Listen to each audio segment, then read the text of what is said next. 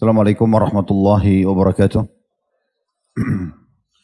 Alhamdulillah, tidak pernah berhenti lisan kita selalu memuji dan memuja Allah atas segala nikmat yang Allah berikan kepada kita.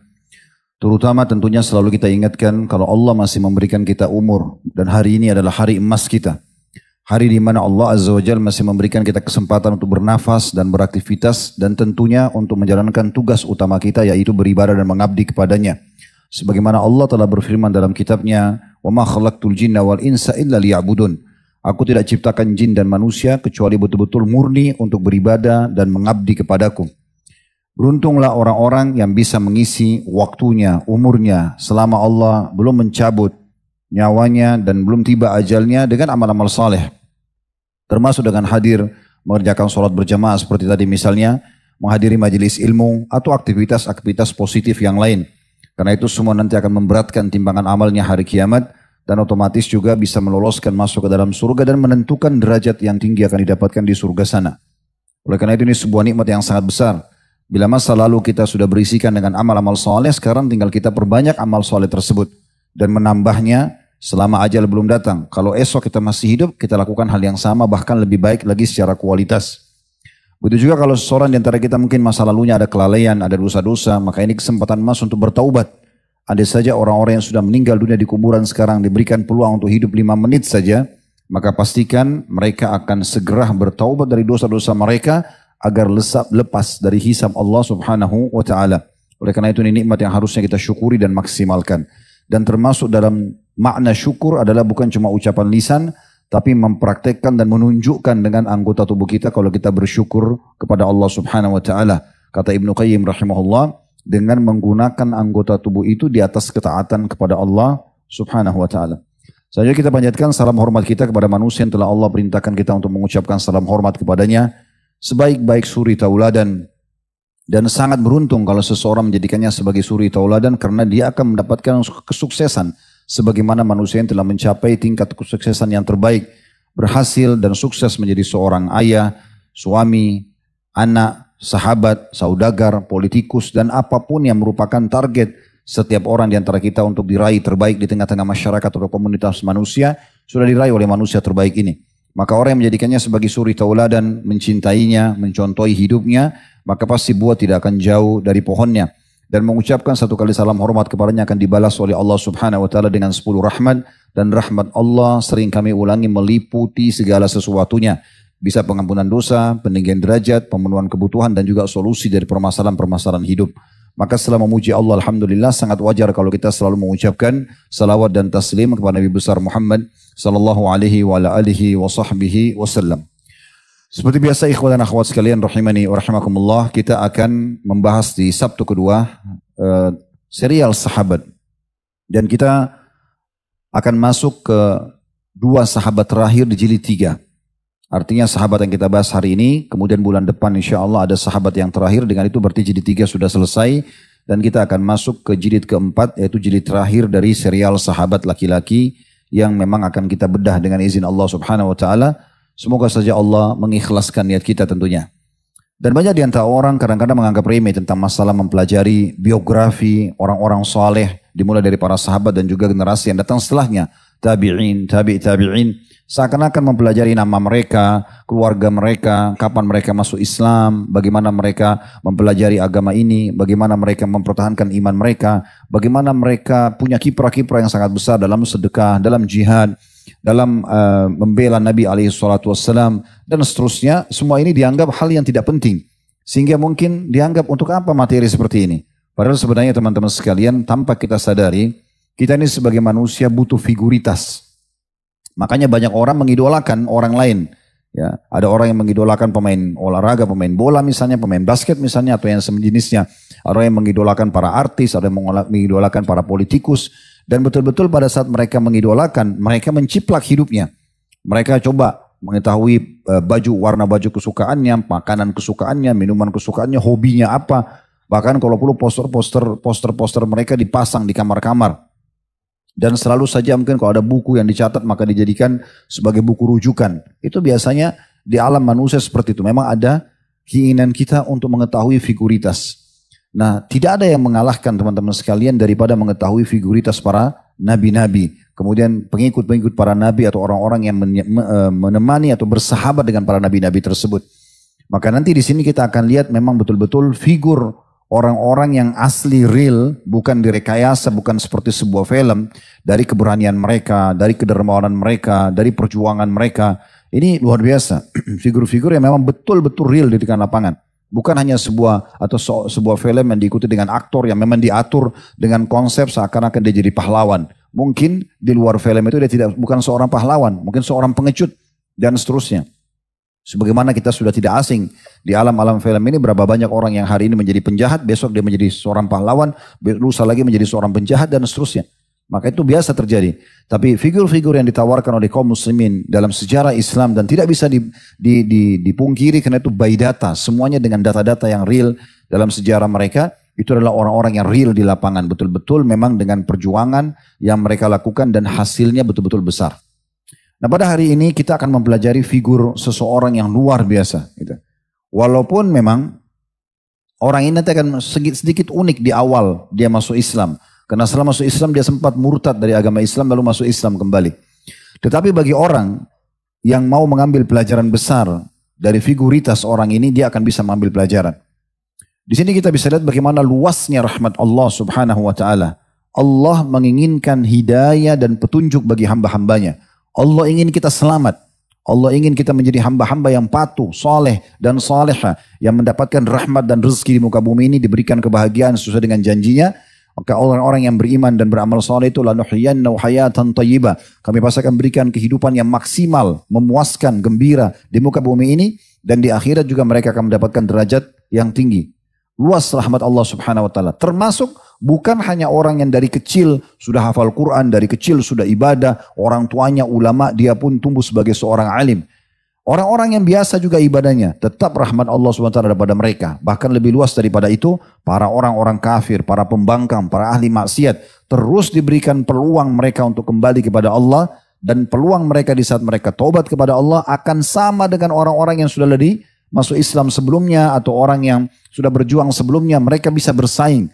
Bahkan terlalu banyak orang yang mungkin telat masuk Islamnya, tapi berapa banyak pahala dan derajat yang mereka dapatkan, ya di sisi Allah Subhanahu wa taala. Ada seseorang di masa Nabi SAW baru masuk Islam, kemudian terbunuh mati syahid.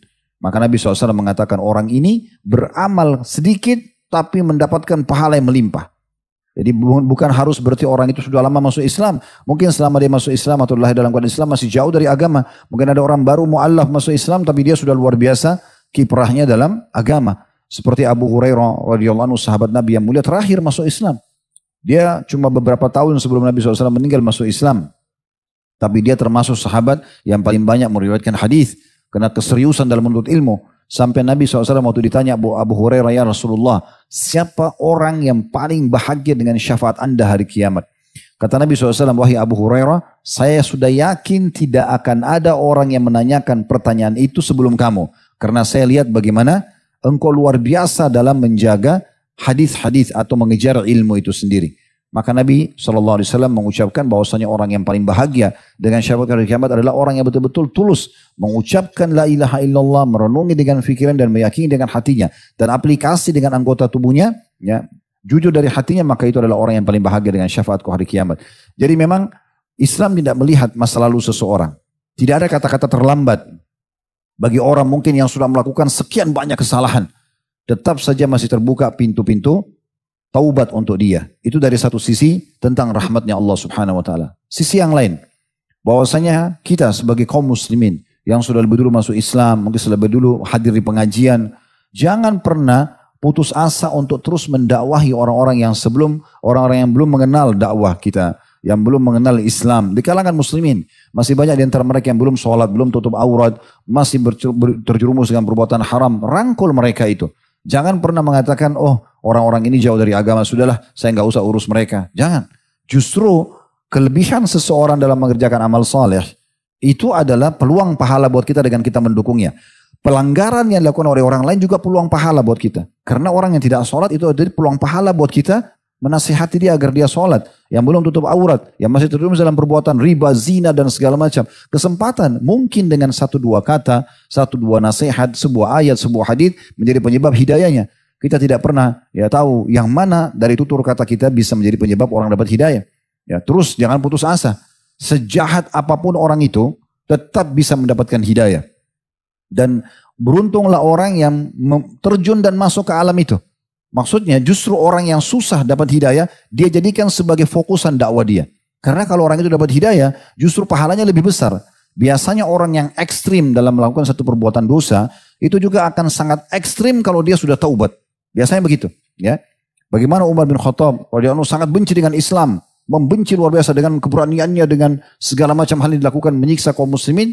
Tapi begitu masuk Islam justru dia orang yang sangat besar kiprahnya dalam Islam. Khalid bin Walid juga begitu. Memimpin pasukan Quraisy di perang Uhud. Tapi subhanallah begitu masuk Islam, kiprahnya luar biasa. Siapa yang tidak kenal kiprah Khalid bin Walid, sampai dikatakan dalam buku-buku sejarah, belum pernah ada peperangan dipimpin oleh beliau kalah. Belum pernah. Selalu menang.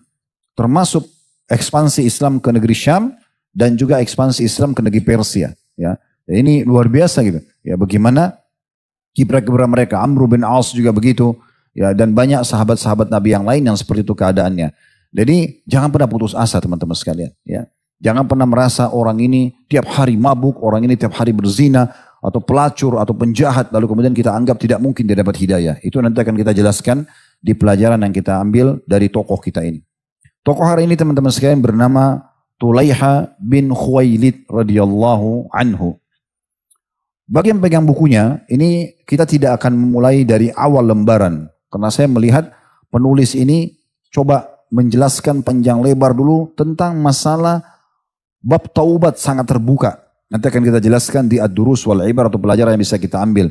Karena beliau ingin menyampaikan kepada kita bahwasanya figur yang sedang kita bahas ini terlalu jauh loh dari agama. Karena pernah Islam, kemudian murtad, lalu masuk Islam lagi. Tapi pintu taubat sangat terbuka. Dan itu panjang lebar dalilnya disampaikan oleh penulis. Nanti akan kita masuk dalam pelajaran yang kita ambil nanti insya Allah dari figur kita ini. Kita akan masuk dulu ke nama beliau. Saya coba mencari banyak referensi. Tidak menemukan nama yang cukup panjang. Ya. Tetapi diringkas kurang lebih Tulaiha bin Khuwailid bin Naufal al-Asadi. Ya. Jadi nama dia Tulaiha bin Khuwailid. Ini yang memang ada di judul buku kita. Tinggal ditambah kakeknya bin Naufal. Dan dia dari suku Asad. Al-Asadi dari suku Asad. Ini suku yang pemberani sekali dari suku-suku Arab. Dan saking pemberaninya mereka dalam peperangan, dalam perjuangan, gitu kan, dalam mempertahankan harga diri mereka. Sampai diberikan julukan nama sukunya Al-Asad atau singa. Ya, atau singa. Nanti juga akan kita lihat bagaimana dalam kiprah hidup tokoh kita ini. Dia masuk Islam teman-teman sekalian di tahun 9 Hijriah. Akhir kehidupan Nabi SAW. Awal kisahnya itu disebutkan di halaman 485 di buku kita ya. Di paragraf bawah itu. Pada tahun 9 Hijriah dia pun datang bersama dengan delegasi Bani Asad ke kota Madinah. Dan ikut masuk serta, masuk Islam. Ikut masuk dalam agama Islam bersama rombongan. Dan menyatakan keislamannya di hadapan Nabi SAW. Namun memang kita tahu ada istilah mu'allaf ya. Apa artinya mu'allaf? Dalam Al-Quran disebutkan kalau tentang bab zakat mu'allafati qulubuhum. Orang yang masih lemah hatinya. Umumnya orang kalau baru masuk Islam itu masih lemah. Bisa saja dia murtad setiap saat. Makanya dia katakan mu'allaf. Kita bisa mengokohkan hati mereka dengan memberikan bantuan, memenuhi kebutuhan, membantu mereka untuk selalu mendalami agama. Itu memang dianjurkan. Bahkan mereka boleh menerima zakat. Termasuk orang bisa menerima zakat. Kita bisa memberikan kepada mereka. Dan Nabi SAW mencontohkan di pembebasan kota Mekah. Itu orang-orang yang baru masuk Islam, diantaranya Abu Sufyan dengan anak-anaknya dan beberapa tokoh-tokoh Quraisy. Maka Nabi SAW berikan buat mereka harta rampasan perang sangat banyak. Untuk membeli hati mereka, agar hati mereka menjadi kokoh dalam agama Islam. Maka memang seperti itu keadaannya. Makanya ada orang yang masuk Islam, ada yang bertahan, ada yang murtad.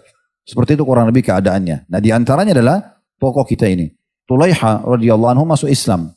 Namun setelah dia masuk Islam, beberapa saat saja, dia kemudian berpikir, dia sempat berpikir, karena dia termasuk orang yang ditokohkan ya, atau menjadi kepala suku di suku Asad ini, maka dia sempat berpikir, apa kira-kira yang membuat Nabi Muhammad SAW terkenal? Ternyata menurut kesimpulan dari dia, karena Nabi Muhammad SAW mengaku sebagai seorang Nabi, dan belum pernah di masa itu ada yang mengaku sebagai Nabi di Jazirah Arab. Sehingga Nabi Muhammad SAW punya pengikut banyak, dan akhirnya punya pasukan, punya negeri, itulah kota Madinah. Punya kekayaan, punya pasangan hidup, punya keturunan. Dia berpikir begitu sederhananya. Maka karena dia berpikir begitu, dia bilang, kenapa saya tidak mengaku juga sebagai nabi? Awal mulanya begitu, setelah dia masuk Islam. Tidak usah saya jadi pengikutnya. Saya buat saja sendiri, saya juga sebagai nabi. Masih sangat lemah hatinya. Belum faham ini. Kalau memang utusan Allah itu betul-betul dipilih oleh Allah dan banyak bukti-bukti atau mukjizatnya, dia hanya berpikir sederhana. Maka dia pun menyatakan murtad, keluar dari agama Islam, dan tidak cukup di situ. Dia langsung mengaku sebagai nabi. Dan yang uniknya, pengakuan dia sebagai nabi di akhir hidup Nabi SAW diikuti dengan beberapa orang Arab yang mirip seperti dia. Seperti Al-Aswad Al-Unsi dan Musailamah Al-Kadzab.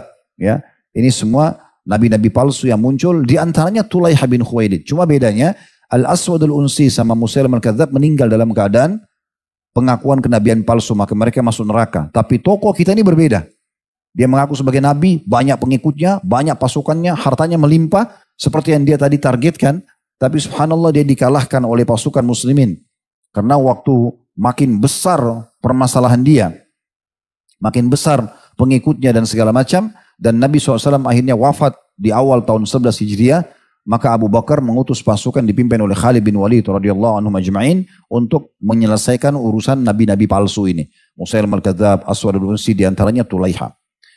Perlu digarisbawahi, Al-Hafidh Ibnu Katsir rahimahullah menyebutkan, Tulaiha ini termasuk orang yang masuk dalam perang pasukan Ahzab yang menyerang Madinah. Dia bersama dengan pasukan Ahzab, pasukan orang kafir yang menyerang kota Madinah gitu ya. Disebutkan di situ di halaman 486 bahwa Ibnu Katsir berkata, Tulaiha termasuk orang yang ikut serta dalam perang Khandaq di pihak kaum musyrikin. Kemudian ia masuk Islam pada tahun 9 Hijriah, lalu datang menghadap kepada Rasulullah SAW di Madinah. Kemudian setelah Rasulullah SAW wafat, di masa kekhalifahan Abu Bakar As-Siddiq radhiyallahu anhu, ia keluar dari Islam atau murtad dan mengaku sebagai nabi. Ibnu Asakir rahimahullah meriwayatkan bahwa ia mengaku sebagai nabi semasa hidup Rasulullah SAW atau di akhir hidupnya. Dan sempat Nabi SAW ketemu dengan anaknya Tulaiha, itu bernama Khayyal. Khayyal ini mengakui juga kenabian ayahnya. Dan kebetulan dia ditangkap oleh kaum muslimin lalu dibawa ke Madinah. Lalu Nabi SAW tanya, siapa yang datang mengantar wahyu kepada ayahmu? Maka dia mengatakan Dhunnun. Ya, dia menyebut-nyebut nama begitu ya.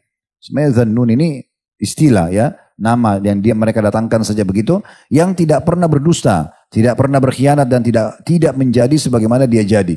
Jadi rupanya Tulaiha ini juga coba menyebutkan ya, wahyu-wahyu menurut dia. Dia karang-karang juga, karena dia coba lihat beberapa ayat Al-Quran lalu kemudian dia coba ngarang-ngarang. Maka karena si Khayyal ini memang mendukung ayahnya, maka Nabi SAW ya, pada saat itu di riwayat ini disebutkan, karena dia mengatakan bahkan telah datang sosok malaikat kepada ayahku dan seterusnya. Dia meyakini, maka Nabi SAW mendoakan agar orang ini justru mendapatkan kebinasaan, dan akhirnya memang betul dia terbunuh dalam perang Riddah. Karena setelah Nabi SAW melepaskan dia dari kota Madinah, dia sempat gabung dengan pasukan ayahnya dan akhirnya terbunuh di pasukan muslimin. Dan yang membunuh dia adalah sahabat yang mulia namanya Uqasha bin Mahsan radhiyallahu anhu, dan akhirnya Uqasha ini dibunuh oleh Tulaiha karena membunuh anaknya yang bernama Khayyal tadi.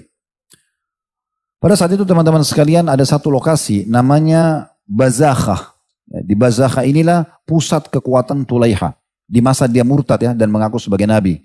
Dan Abu Bakar radhiyallahu anhu mengutus pasukan Khalid bin Walid yang memimpin pada saat itu untuk mengepung. Dan ini memang Khalid bin Walid luar biasa ya, memang punya strategi perang yang luar biasa. Kiprahnya sulit untuk diikuti mungkin di orang-orang di masa sekarang gitu. Dia punya strategi perang yang membuat musuh-musuhnya sampai semuanya terkalahkan ya. Dengan terkalahkan dengan bukan hanya sekedar kekuatan dia berduel atau cuma mengatur siasat perang, tapi memang juga dia bagaimana bisa memanuver keadaan yang tadinya mungkin kelihatannya kalah tapi bisa jadi menang misalnya ya. Itu cukup panjang lebar kisah beliau, kita tidak sebutkan di masa ini, tapi diantaranya adalah pada saat pertemuan dengan pasukannya Tulaiha. Maka Khalid bin Walid mengatur memecahkan pasukannya menjadi beberapa bagian, kemudian menyerang secara serentak yang membuat akhirnya ringkas cerita dalam peperangan tersebut pasukan Tulaiha dikalahkan. Dan Tulaiha pada saat itu menunjukkan kepada kaumnya bahwasanya dia sudah, ini kita berhenti berperang, sudah kalah. Lalu dia bawa istrinya, lalu dia tunggangi unta, lalu dia pergi. Lalu dia berkata pada kaumnya, siapa yang bisa melakukan seperti ini, lakukanlah untuk menyelamatkan diri. Maka akhirnya bubarlah semua pasukan. Pada saat itu yang dipimpin oleh Tulaiha, tepatnya Bani Asad atau suku Asad ini. Dan pada saat itu kebetulan ada beberapa suku-suku juga yang bergabung bersama dengan Bani Asad ini, diantaranya Ghatafan dan kabilah-kabilah yang lainnya. Ya. Kemudian juga ada suku Amir, Sulaim, Hawazim. Ini semua bergabung dengan Bani Asad dan mengakui kenabiannya Tulaiha. Akhirnya dengan itu kalah semuanya. Namun dalam prosesi peperangan sempat mereka menjatuhkan banyak korban di antara muslimin. Dan mereka ini sangat beringas pada saat menangkap misalnya tawanan muslimin. Jadi ada kaum muslimin yang dimutilasi, ada yang dibakar, ada yang dilempar dari atas gunung yang tinggi. Nah seperti itulah. Maka waktu mereka takluk di pasukan Khalid bin Walid radhiyallahu anhu, dan Khalid bin Walid tidak tinggal diam. Beliau menghancurkan pasukan ini dan sekaligus membekuk kepala-kepala suku tersebut. Sehingga semua sukunya tunduk tadi. Ada 5-6 suku semuanya tunduk di pasukan Khalid bin Walid. Lalu beliau mengatakan, datangkan kepadaku semua yang memutilasi pasukan muslimin. Semua yang membakar datang. Lalu dihukum mati oleh Khalid bin Walid untuk menjadikan pelajaran kepada mereka agar mereka tidak melakukan lagi. Pada saat itu Tulaiha ini melarikan diri ke wilayah Najd atau menuju kepada negeri Syam, dan di situ dia berkumpul dengan Alu Jafnah. Ini salah satu suku juga ada di sana yang dia kenal dari suku Ghassan. Ya. Suku Ghassan ini sebenarnya suku Arab tapi mereka bersekutu sama Romawi. Ya. Nah di saat itu subhanallah entah bagaimana cahaya hidayah datang padanya. Dia mulai duduk merenung kembali. Sepertinya ada sesuatu yang salah ini. Dengan membentuk dan mengaku sebagai nabi, dia bukan seperti Nabi Muhammad SAW. Nabi Muhammad SAW terus berkembang agamanya dan wahyu tidak terputus sampai Nabi Muhammad meninggal, dan setelah meninggal pun ternyata pengikutnya sangat kuat keyakinannya. Sementara dia sendiri tidak seperti itu. Begitu dia kalah, dia melihat bagaimana pengikut-pengikutnya sudah tidak setia lagi sama dia. Bahkan mayoritasnya mengikrarkan syahadat kembali di tangan Khalid bin Walid, kemudian menjadi muslim yang baik. Maka dia pun akhirnya menyatakan masuk Islam kembali. Dia iklanin kalau dia masuk Islam, dan tidak cukup di situ. Ini awal kiprah dia di sini sekarang. Dia pun akhirnya mengajak sukunya yang sudah murtad untuk masuk Islam. Dan ini perbuatan yang baik sekali ya. Bagaimana seseorang yang tadinya berbuat kesalahan, kemudian dia setelah taubat dia ajak teman-teman yang dulu dia sesatkan itu untuk kembali ke jalan Allah SWT. Ini sangat baik. Karena sebagian ikhwah dan akhwat kita mungkin setelah mereka hijrah, mereka taubat, mereka justru tidak menjadikan teman-temannya sebagai target dakwanya. Harusnya mereka sampaikan tentang bagaimana sebab hidayahnya. Nah Tulaiha ini melakukan itu teman-teman sekalian. Dia terus mengajak sukunya, mengajak orang-orang yang pernah jadi sekutunya semuanya untuk kembali kepada agama Islam. Dan dia pergi ke Mekah, dia melaksanakan umrah, lalu dia ikrarkan kembali ya keislamannya di depan muslimin di Mekah. Lalu kemudian Abu Bakar pun menerima keislamannya. Tadinya dari musuhnya Abu Bakar, karena Abu Bakar yang mengutus pasukan untuk memeranginya. Dan kemudian untuk membuktikan kalau memang dia serius, dia ikut bergabung di pasukan Khalid bin Walid menuju ke negeri Syam untuk berjihad. Nah ini mulai awal kiprah yang luar biasa dari tokoh kita ini. Kita sekarang bicara setelah dia masuk Islam. Tadi itu kisah sebelum masuk Islam dan kemudian dia memperbaikinya. Baik, mulai dari situ teman-teman sekalian. Mulailah dia ikut masuk dalam peperangan-peperangan, namun Abu Bakar menulis surat kepada Khalid bin Walid, ajak dia bermusyawarah. Karena ini Tulaiha ini panglima perang yang memiliki sebuah kelebihan teman-teman sekalian, nanti kan kita jelaskan ya. Dia punya keberanian dalam berperang, diistilahkan dengan syaja'ah dalam bahasa Arab. Nanti akan kita masukkan dalam durus wal ibar kita, yang di atas rata-rata. Nanti akan antum dengarkan bagaimana keberaniannya orang ini. Itu luar biasa gitu. Sampai dia dapat julukan, kalau dia ini memiliki satu orang tapi memiliki kekuatan seperti 1000 orang. Bagaimana itu nanti kan kita dengarkan kisahnya insya Allah. Yang jelas sampai Abu Bakar meninggal dia terus di kancah jihad di negeri Syam, dan itu tahun 12 Hijriah sampai tahun 13 begitu Umar jadi khalifah. Umar juga tetap masih mengangkat Khalid bin Walid sebagai panglima perang. Kemudian Tulaiha masih ada di situ. Maka Umar melanjutkan nasihat dan petuahnya Abu Bakar agar minta saran Tulaiha dalam peperangan ya Khalid, tapi jangan kasih dia jabatan. Biarkan saja terus dengar pendapatnya, tapi jangan kasih jabatan agar jangan berubah keimanan yang sudah dia miliki itu. Nah, pernah Umar bin Khattab bertemu dengan Tulaiha. Dan Umar bin Khattab orang yang sangat tegas, tapi dia sudah tahu keislaman. Ya. Maka waktu mendekat Umar mengatakan, pergilah dari aku. Karena sesungguhnya dengan kedua tanganmu engkau telah membunuh 2 orang saleh. Uqasya bin Mahsan dan juga Thabit bin Akram. 2 orang yang dari dibunuh di tangannya Tulaiha. Tapi Tulaiha subhanallah, Allah SWT tunjukkan kebenaran dia dengan keimanannya. Maka dia ucapkan kata-kata membuat Umar akhirnya terima dia. Dia mengatakan, wahai Amir Mukminin, itu teman-teman bisa baca statementnya di halaman 488 ini dinukil oleh Ibnu Katsir dalam buku beliau Al-Bidayah wan Nihayah. Beliau mengatakan, wahai Amir Mukminin, kedua orang laki-laki yang Anda sebutkan tadi, Uqasyah bin Muhsin dan juga Thabit bin Aqram, itu betul-betul Allah muliakan mereka berdua melalui tanganku. Maksudnya, mereka terbunuh mati syahid dan Anda tahu orang mati syahid masuk surga. Dan itu Allah buat dari tanganku. Dia masuk Islam, dia masuk surga. Dan Allah tidak menghinakanku melalui tangan keduanya. Maksudnya kalau aku sempat dibunuh oleh keduanya, aku masuk neraka ini. Tapi syukurnya mereka tidak membunuhku. Justru sekarang mereka mati, mereka masuk surga. Dan aku sekarang justru dapat hidayah. Maka dengan perkataan ini akhirnya Umar ridho dengan dia. Dan ini satu pelajaran penting juga teman-teman sekalian. Bagaimana kita melihat orang itu sekarang bukan yang lalu. Di saat antum ketemu di pengajian sering saya bilang gitu ya. Ada teman mungkin di sebelah antum duduk. Ini dulu waktu SMP, SMA luar biasa nakalnya. Jangan antum bilang ini kenapa ahli neraka dari sini. Ya. Kapan antum sadarnya? Ya. Bukan begitu. Duduk rangkul dia. Oh Masya Allah. Ya, selamat bergabung, apalah segala macam. Ajak dia makan gitu kan. Kalau perlu dengarin. Bagaimana ceritanya dia bisa sampai ke masjid. Lalu kemudian kita dukung dia. Nah itu yang penting. Umar bin Khattab setelah dengar statement tersebut. Dan statement ini tidak diucapkan kecuali orang punya ilmu ya. Karena ini harus diucapkan orang berilmu. Oh, dua orang yang Anda sebutkan namanya ya. Wahai Amir Mukminin, Uqasyah bin Muhsin dan juga tadi Thabit bin Aqram. Dua-duanya Allah muliakan melalui tanganku. Aku memang membunuhnya, betul aku itu. Tapi dengan itu mereka masuk surga. Dan Allah tidak menghinakanku dari tangan keduanya. Kalau mereka membunuh aku masuk neraka, aku terhina. Maka dengan itu akhirnya Umar bin Khattab ridho dengan dia. Dan akhirnya diizinkan juga dia terus bergabung dengan pasukan muslimin. Terus saja dia bergabung teman-teman sekalian. Dan puncak daripada jihad dia di dua peperangan besar menembus Persia. Waktu di negeri Syam tidak disebutkan kiprahnya.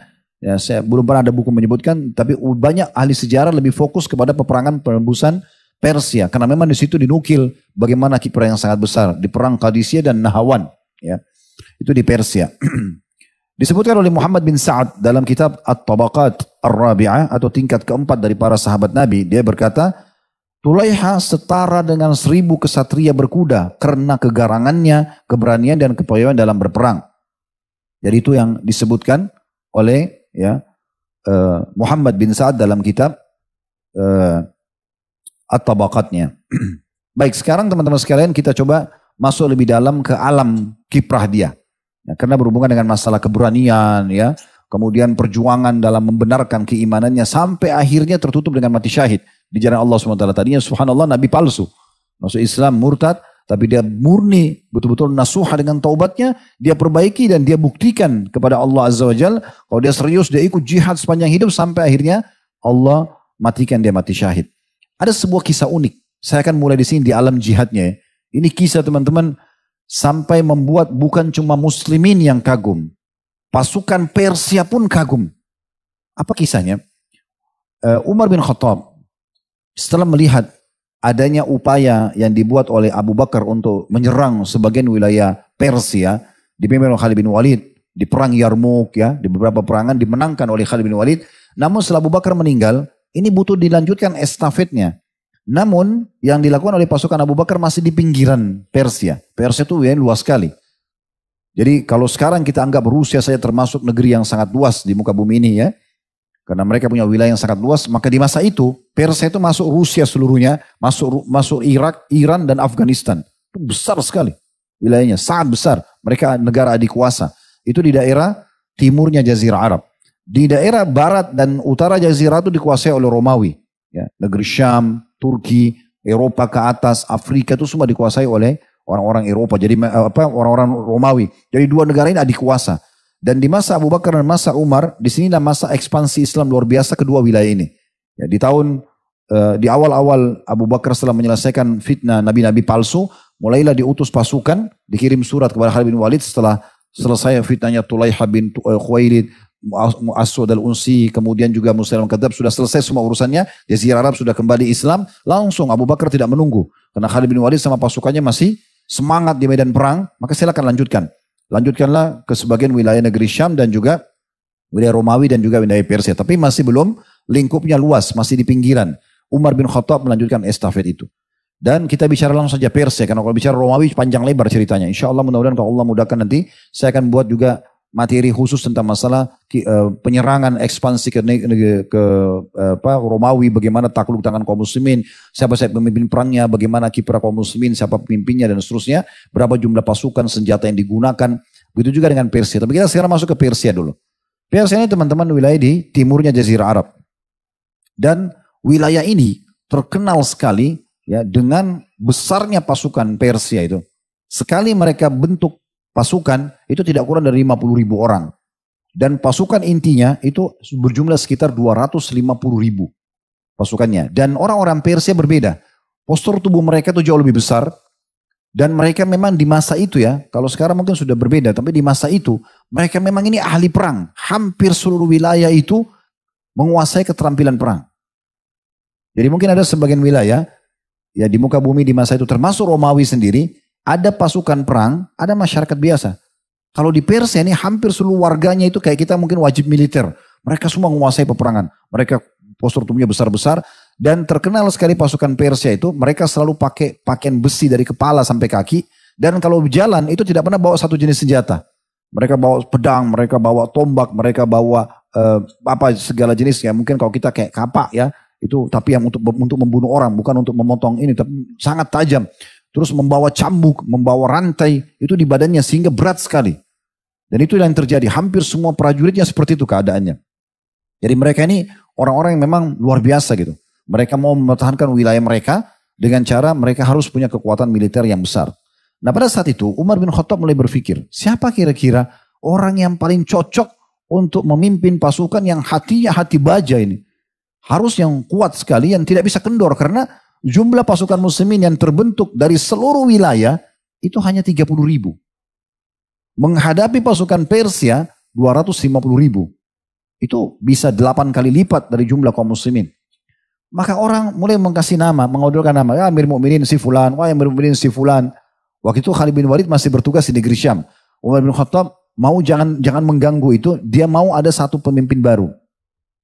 Ada satu orang menyebutkan nama Sa'ad bin Abi Waqqas radhiyallahu anhu. Sa'ad ini memang orang yang luar biasa. Terkenal hatinya sangat kokoh. Dia ini yang mengikuti peperangan Nabi SAW yang Nabi bilang di perang Uhud. Manalah wahai Sa'ad gitu kan. Dan saat mengatakan setiap saya lemparkan anak panah saya pasti membunuh satu orang Quraisy sehingga membuat mereka tidak berani maju. Memang orang yang sangat berani. Makanya mengatakan, wahai Amir Mu'minin Sa'ad, kenapa anda lupa nama itu? Umar langsung kaget, Umar mengatakan, benar Sa'ad bin Abi Waqqas, cari dia. Rupanya dia lagi bertugas mengumpulin zakat. Tugasnya mengumpulin zakat muslimin, dipanggil. Lalu langsung ditugaskan, sekarang kamu bertugas. Bentuk pasukan, diiklankan ke seluruh wilayah muslimin. Siapa saja yang mau ikut berjihad silakan. Terkumpullah prajurit yang sudah mahir berperang dengan orang yang cuma partisipasi jihad, nanti mereka berlatih di jalan, di medan perang, maka itu kurang lebih 30.000 orang. Berangkatlah mereka ke sana. Di dalam pasukan Sa'ad ada Tulaiha, tokoh kita ini. Maka Sa'ad mulai memikirkan bagaimana strateginya nih. Didatangkanlah peta negeri Syam, dipetakinlah sama dia. Dia coba mengumpulkan data-data bagaimana bentuk pasukannya. Karena waktu itu negeri Persia ini selain orang-orangnya kuat-kuat, mereka juga menggunakan kuda, mereka juga menggunakan gajah. Nah orang-orang Arab ini belum pernah lihat gajah. Ya, mereka waktu itu tidak lihat. Kalau kita kan sekarang ada video, ada foto, bisa lihat ya. Jadi orang-orang Mekah itu cuma dengar juga, orang muslimin cuma dengar, oh dulu pernah ada kisah gajah yang Allah binasakan waktu mau serang Mekah atau Ka'bah ya. Pasukannya Abraham. Tapi cuma dengar namanya, tidak tahu gajah seperti apa. Mereka belum pernah lihat karena tidak ada media kayak kita sekarang. Maka Sa'ad berpikir bagaimana caranya supaya nanti unta-untanya pasukan muslimin dan pasukan muslimin tidak takut dengan gajah karena gajah ini besar dan gajah ini bukan cuma gajah biasa, gajah yang sudah dilatih ya untuk juga menyerang, menginjak, menusuk dengan gadingnya dan seterusnya gitu ya. Itu memang terlatih sekali. Maka Sa'ad pun mulai berpikir, kita harus tahu kekuatan pasukan Persia. Tentu awal kisah perjalanan muslimin itu cukup panjang ya. Saya ringkaskan karena melihat waktu kita. Sampailah di perbatasan wilayah Persia. Sa'ad pun mulai mengatur strategi, ayo harus kita tahu jumlah pasukan musuh. Dan kekuatan mereka, senjata mereka. Harus ada yang mendatangkan informasi ini. Tapi di sini dibutuhkan orang yang pemberani. Karena ini butuh mata-mata yang tak bisa betul-betul lihai dalam berperang. Punya keberanian yang luar biasa dan amanah. Dia harus pergi, dia gak boleh takut. Dia harus pulang bawa informasi yang benar. Dan subhanallah pada saat itu Sa'ad menunjuk Tulaiha, tokoh kita ini. Tulaiha bin Khuwailid radhiyallahu anhu. Dan ditunjuk juga Amr bin Ma'di Karib Az-Zubaydi. Dua orang ini ditunjuk oleh Sa'ad untuk menjadi mata-mata. Silakan cari tahu ya, informasi mereka. Jangan pulang sampai bawa berita. Dan masing-masing boleh mengajak dari sukunya. Tapi subhanallah yang unik dari tokoh kita ini Tulaiha, dia nggak ajak satupun dari sukunya. Dia ingin sendiri saja. Ya. Untuk memata-matai 250.000 pasukan. Sementara Amr bin Ma'di Karib Az-Zubaydi radhiyallahu anhu ini membawa kurang lebih 5 orang dari sukunya dia. Gitu kan. Dan waktu itu pasukan Persia 250.000 terbagi. Dibagi menjadi beberapa bagian. 50.000 di bagian depan. Ya. Kemudian ada lagi di bagian tengah 50.000 itu 100.000. Di paling belakangnya ekornya pasukan itu 150.000. Berarti 250.000 gitu kan. Jalanlah mereka ini. Terus mereka masuk nyelinap dari wilayah ke wilayah dari wilayah sampai mereka menemukan pasukan pertama, potongan pertama pasukan. Kalau di buku-buku sejarah dikatakan bagian kepalanya pasukan Persia. Itu sekitar 50.000. Waktu dilihat itu, muslimin jumlahnya 30.000. Dan cara menghitung pada masa itu mereka hitung per kelompok. Umumnya di masa itu, satu barisan pasukan itu 1.000. Jadi mereka tinggal hitung berapa baris nih. Ini berapa kelompok, kelompok ini 1.000. Jadi mereka tahu jumlahnya sekian puluh ribu. Seperti itulah ya. Mereka hitung ini 50.000. Amr bin Ma'di Karib Az-Zubaydi bilang sama teman-temannya, sepertinya ini kekuatan mereka. Udah, kita segera pulang sampaikan kepada Sa'ad. Dan ada satu orang dari sukunya, Amr mengatakan begini, supaya kita juga lepas tugas. Ini kan tugas kita nih, untuk memata-matai. Udah cukup kita kasih informasi, apalagi jaraknya tidak terlalu jauh nih. Jangan sampai nanti, itu kalau salah di dalam buku sejarah disebutkan tinggal jarak sehari atau 2 hari perjalanan saja sudah sampai ke pasukan muslimin. Kan kalau kita bicara sehari 2 hari dengan pasukan besar ini berarti jaraknya sudah dekat ya. 100.000 orang jalan itu kan pelan sekali kan gitu. Mereka jalan beberapa kilometer istirahat pasang tenda lagi kan gitu. Jadi ini 2 hari itu maksudnya sudah sangat dekat sekali. Maka pada saat itu Tulaiha tokoh kita ini mengatakan, kalian demi Allah berdusta. Bukan untuk itu kalian diutus. Bukan untuk lepas tugas. Kalian disuruh mencari tahu tentang informasi pasukan musuh. Kata mereka, lalu apa yang kau akan buat, hai Tulaiha? Dia bilang, saya akan masuk ke sana. Saya masuk cari mana ekornya nih. Kalau saya bilang ini masih kepalanya nih. Masih banyak di belakang. Waktu itu mereka belum tahu jumlahnya 250.000. Belum tahu. Makanya saat utus mereka. Lalu kata yang lainnya, enggak, kita akan kembali. Cekcoklah mereka. Intinya Amr pulang. Bersama dengan 5 orang sukunya pulang. Untuk menginformasikan kepada Sa'ad kalau sudah ketemu pasukan ini dan menginformasikan secara global saja. Mereka 50.000, 1.000, sekian baris, senjatanya ini dan itu. Seperti itulah, secara umum. Tulaiha sendiri teman-teman sekalian. Ini, bayangkan kisah ini luar biasa ya. Dia jalan sendiri, dia nggak pulang. Dia jalan, nggak lama kemudian dia sampai di tengah-tengah pasukan, 50.000 lagi. Lalu dia mengatakan dalam dirinya sendiri, ini demi Allah baru pertengahan pasukan. Rupanya Tulaiha dengan pengalaman dia selama ini berperang, dia bisa tahu dari strategi perang, itu kalau pasukan depan seperti apa bentuknya, pasukan tengah seperti apa, pasukan di belakang seperti apa. Dan kalau pasukan inti bagian belakang itu biasanya ada panglima perang. Dan itu biasanya ada singgasananya, ada dayang-dayangnya. Ini belum kelihatan, ini masih prajurit semua ini. Tulaiha bilang, ini demi Allah masih pertengahannya nih, 50.000. Saya akan jalan demi Allah. Dia jalan lagi, sampai 2 hari perjalanan. Dan dia makan apa yang dia punya saja. Bekal, nginap sana sini sampai dia tiba di inti pasukan. Ya di inti pasukan dan dia lihat pasukan itu. Begitu dia lihat dia bilang ini demi Allah ekornya. Karena sudah ada tenda warna putih yang sangat bagus, kuda-kudanya bagus, banyak pelayan-pelayan. Ya, karena waktu itu yang bagian belakang ini pejabat-pejabat besarnya Persia. Jadi satu pejabat itu dalam buku-buku sejarah bahkan dikatakan dilayani oleh 1 orang minimal. Ada yang sampai 5 orang, ada yang sampai 7 orang. Jadi di belakang itu pasukannya sekitar 70.000 orang, tapi ditambah dengan 70.000 lagi, jadi 140 sampai 150.000 itu dengan pelayan-pelayannya mereka. Maka kata Tulaiha, demi Allah ini dia ekornya.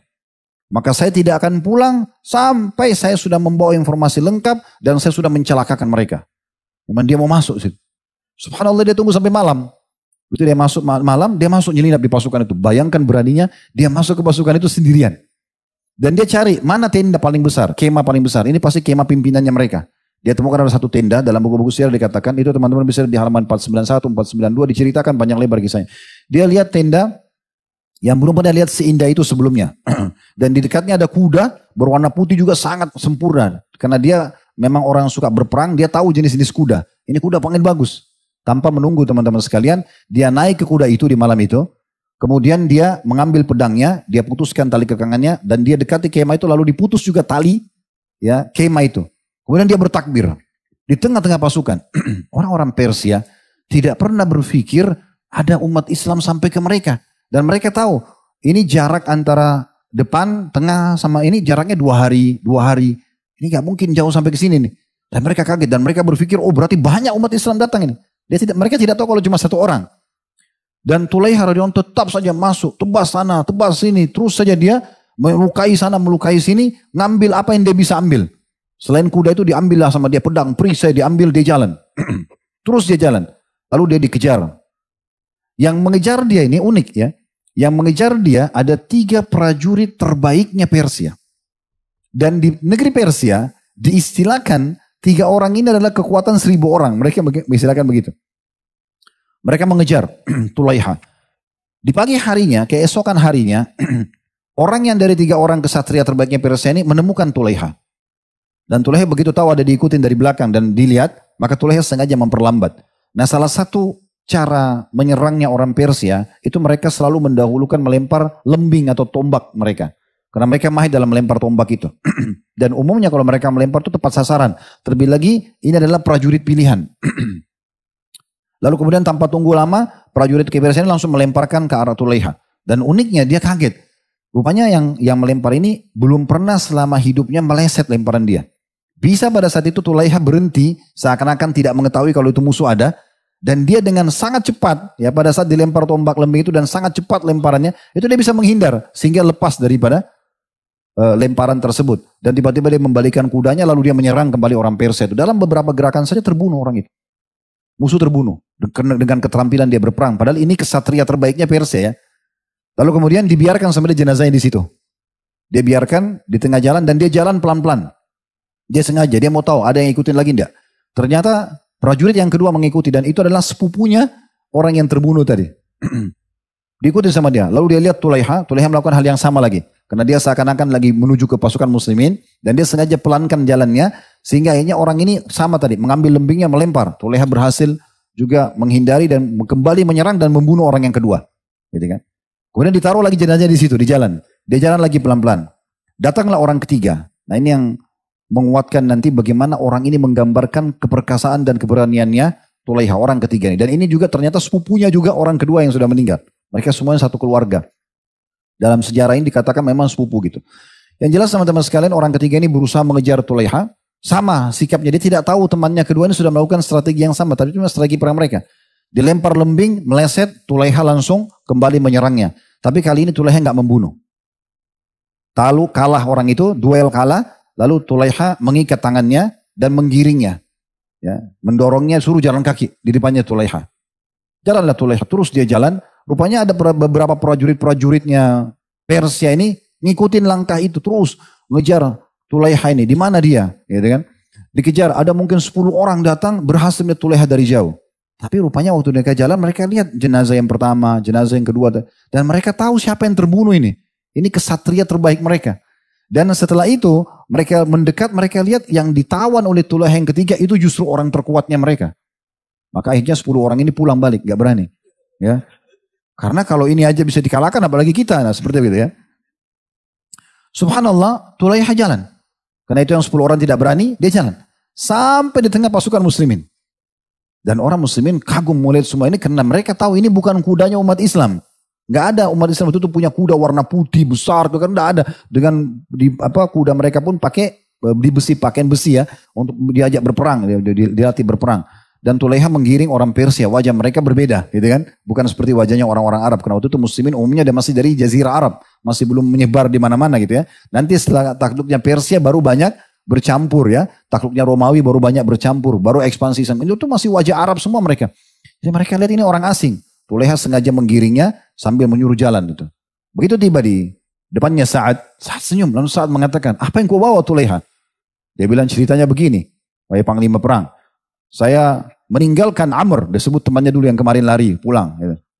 Ini Amr pulang masih di awal pasukan. Saya yakin ada tengah, ada akhir, maka saya ikutin terus sampai sana. Dan wahai panglima perang, saya mengambil kuda mereka ini dan saya tebas ya tali kemah mereka dan runtuhnya saya jalan pulang. Tapi Tulaiha tidak terlalu rinci tentang masalah dia bunuh orang pertama, orang kedua. Tapi intinya dia bilang, saya berhasil menawan orang ini dan saya tidak mengerti bahasanya karena pakai bahasa Persia. Maka silakan interogasi dia. Udah diserahkanlah. Ada satu unik di sini. Penulis mengangkat juga dia di halaman 493 di situ. Orang yang ditawan ini menyebutkan begini. Jadi saat panggil penterjemah, yang orang ditawan tadi disuruh bicara gitu. Lalu kata Sa'ad, jujurlah. Sampaikan kepada dia. Suruh jujur, sampaikan berapa jumlah pasukannya, bagaimana kekuatan mereka, gitu kan. Maka kita akan berikan keamanan. Orang itu sempat bilang, dalam terjemahannya begitu. Jika aku jujur, ya, apakah kamu akan menjamin keselamatan darahku? Aku tidak akan dibunuh. Maka kata Sa'ad, ya, jujur dalam perang lebih kami sukai daripada berdusta. Lalu tawaran itu mengatakan, aku akan menceritakan kepada kalian tentang teman kalian ini, Tulaiha. Sebelum aku ceritakan tentang pasukanku. Ini dulu nih kalian dengar, ini orang unik nih. Jadi seakan-akan dia mau bilang begitu. Jadi ini unik, ini pengakuan si prajurit itu. Apa yang dia bilang? Coba ya, ini dinukil dalam riwayatnya. Aku akan menceritakan kepada kalian tentang teman kalian, yakni Tulaiha. Sebelum mengabarkan kepada kalian tentang orang-orangku. Aku telah mengikuti banyak peperangan dan memenangkannya. Aku juga telah mendengar berita tentang para kesatria dan banyak menjumpai mereka di medan perang. Bahkan sejak aku masih kanak-kanak hingga sampai usia yang kalian lihat saat ini. Tetapi aku belum pernah melihat dan mendengar yang seperti ini. Bahwa ada orang yang berani melintasi dua camp, dua kekuatan besar. Di mana tidak ada kesatria yang berani melakukannya. Yaitu memasuki camp yang di dalamnya terdapat 70.000 pasukan. Di mana setiap orang dari mereka dilayani oleh 5 hingga 10 orang hingga ke bawah. Ada yang 1 orang dan 2 orang. Intinya pelayan dengan pasukan itu sampai 150.000 orang. Kemudian ia tidak rela keluar hanya sekedar membawa informasi. Sebagaimana saat ia masuk menyusup. Dari orang-orang Persia tahu apa yang Tulaiha lakukan gitu. Hingga ia merebut kuda serdadu atau panglima perang. Dan menghancurkan tali kemahnya. Lalu ia menakut-nakutinya dengan bertakbir tadi. Ya, dengan tebas sana, tebas sini sendirian. Maka kami segera memperingatkan atau mencari tahu keberadaannya. Lalu kami mengejarnya. Dan ketika ia berhasil disusul oleh orang pertama kami. Tadi orang pertama yang dibunuh oleh Tulaiha ya. Yang merupakan ini pengakuan orang Persia sendiri. Kesatria berkuda yang setara dengan 1.000 pasukan berkuda. Itu di Persia terkenal orang sangat kuat. Namun ia berhasil membunuhnya. Kemudian ia disusul oleh orang kedua yang juga setara dengan orang yang pertama. Punya kekuatan 1.000 penunggang kuda. Karena waktu itu dia pakai kuda. Namun ia, si Tulaiha ini kembali membunuhnya. Setelah itu aku berhasil menyusulnya. Lalu orang ini bilang apa? Dan aku kira diriku tidak meninggalkan di belakangku orang yang setara denganku. Gak ada lagi. Di pasukan ini gak ada yang lebih kuat dari aku. Dan 2 orang yang sudah terbunuh. Ini orang terkuatnya sekarang. Apalagi aku adalah orang yang sedang dibakar marah. Dendam atas 2 orang yang terbunuh sebelumku. Yang tidak lain adalah putra-putra pamanku. Ini sepupu-sepupuku tadi yang dibunuh sama 2 orang. Jadi aku dendam sekali memang mau membunuh Tulaiha gitu. Tapi akhirnya aku melihat kematian mengintaiku. Maka aku lebih baik memilih untuk ditawan. Kemudian ia pun menyampaikan kepada Sa'ad bahwa jumlah pasukan Persia adalah 120.000 personil. Itu adalah di pasukan bagiannya dan para pengikut mereka yang melayani juga sejumlah itu. Ya, jadi kalau mau dihitung sebenarnya pasukan militer intinya 120.000. Dilayani oleh orang yang serupa berarti 240.000 atau 250.000 kurang lebih. Yang uniknya setelah dia menceritakan semua itu, orang ini menyatakan bahwasanya setelah melihat kiprah Tulaiha prajurit kalian ini dan melihat bagaimana semangat kalian untuk menyebarkan agama kalian, saya ingin masuk ke agama kalian. Akhirnya orang itu masuk Islam dan diberikan nama oleh Sa'ad Muslim. Dan orang ini yang bernama Muslim yang tadi ditawan oleh Tulaiha, itu akhirnya ikut dalam perang Qadisiyah dan dia memberikan banyak sekali kiprah. Dan setiap ada ekspansi perluasan wilayah di Persia, orang ini selalu dibawa. Sampai akhirnya dia terbunuh pun mati syahid orang itu. Tapi kita bisa lihat bagaimana kiprahnya tokoh kita ini teman-teman sekalian. Itu kiprah yang awal sekali pasukan muslimin pada saat mau bertemu dengan pasukan Persia. Ada kisah juga diangkat oleh penulis di sini, kisah tentang ya awal perang Qadisiyah dan Nahawan. Itu ada di halaman 488. Ini kita review kembali ke belakang sebentar. Ya, karena memang tadi saya dahulukan yang kisah di depan itu karena itu memang awal peperangan. Nah, setelah itu terjadi peperangan-peperangan selanjutnya antara muslimin dengan orang-orang Persia. Nah, Umar bin Khattab menulis surat kepada Sa'ad mengatakan, mintalah pendapat Tulaiha, tapi tetap jangan berikan jabatan kepada dia. Dan Muhammad bin Sa'ad dalam kitab Tabaqatnya mengulangi mengatakan, sesungguhnya ia betul-betul setara dengan 1000 kesatria karena keberanian dan kehebatannya. Dan ia memiliki banyak sekali peran dan kiprah di perang Nahawan, yang di peperangan itulah Allah karuniai dia mati syahid. Nah, salah satu yang disebutkan dalam kisah kiprahnya dalam peperangan dikenal dengan peristiwa Armas. Ya, Armas ini sebenarnya hari pertama pertempuran ya, pertempuran di Qadisiyah. Pasukan Persia waktu itu menitik beratkan serangan ke satu suku namanya Bujailah ya, yang merupakan sisi terkuatnya umat Islam di saat itu, dan jumlah ya pasukan Persia pada saat itu yang menyerang sekitar 52.000 orang, sementara Bujailah ini mungkin jumlahnya cuma 1.000 ya, 2.000 orang, tidak banyak. Lalu kemudian juga pasukan Persia 52.000 ini ditopang dengan pasukan Gajah yang juga menyerang kaum muslimin. Jadi dengan itu mereka juga melempar kawat-kawat duri ya ke pasukan muslimin sehingga muslimin tidak bisa maju dan terkurung ya, sehingga mereka leluasa melemparkan anak-anak panahnya. Saat waktu itu radhiyallahu anhu Allah berikan ujian di pundaknya itu kena bisul, seperti bisul yang cukup banyak, entah penyakit apa, sampai saat tidak bisa ikut dalam peperangan, padahal beliau sangat pemberani gitu kan. Lalu beliau bilang kepada pasukannya, bawa saya ke gunung tertinggi, naik ke atas gunung untuk dia pantau peperangan dari jauh. Lalu saat meletakkan beberapa orang yang untuk menyampaikan apa yang dia suruh, instruksikan si A, begini misalnya. Yang paling dekat dengan dia sampaikan kepada orang yang dibawanya lagi, begitu terus sampai ke pasukan. Karena tidak ada pengeras suara, tidak ada handphone di saat itu, tidak ada alat komunikasi. Lalu saat pun melihat dari atas, begitu dia lihat bagaimana suku Bujailah ini diserang oleh 52.000 pasukan dan dari atas gunung kelihatan nyata, maka saat pun akhirnya memerintahkan segera pasukan muslimin dari suku Asad dipimpin oleh Tulaiha untuk segera langsung membela Bujailah. Dan disinilah salah satu kiprah yang dilakukan oleh tokoh kita Tulaiha radhiyallahu anhu. Beliau mengatakan pada sukunya, wahai kaumku, ketahuilah sungguhnya ya, yang disebut namanya oleh panglima perang Sa'ad, ya, itulah yang paling dipercaya. Andai saja saat itu mengetahui bahwa ada kelompok lain yang lebih mampu menolong Bujailah daripada kalian, pasti akan meminta tolong kepada mereka. Karena itu mulailah dengan kegarangan kalian, melangkah majulah menuju mereka laksana singa-singa jantan yang lapar. Kalian disebut Asad, suku singa, agar melakukan seperti apa yang dilakukan oleh singa.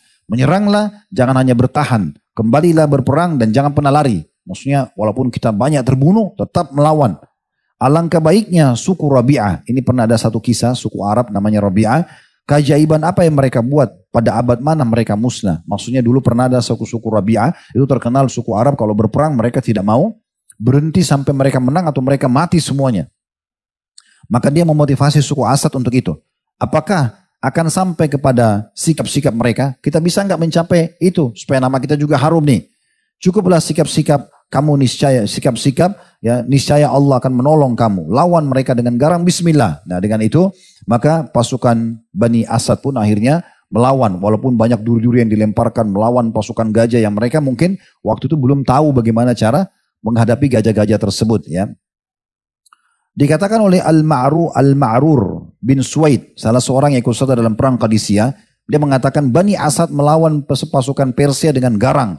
Demi Allah mereka masih terus melukai serdadu-serdadu Majusi dan menggebrak mereka hingga tertahan oleh pasukan gajah. Lalu mereka mundur. Kemudian keluarlah salah seorang pembesar mereka yang berduel dengan Tulaiha.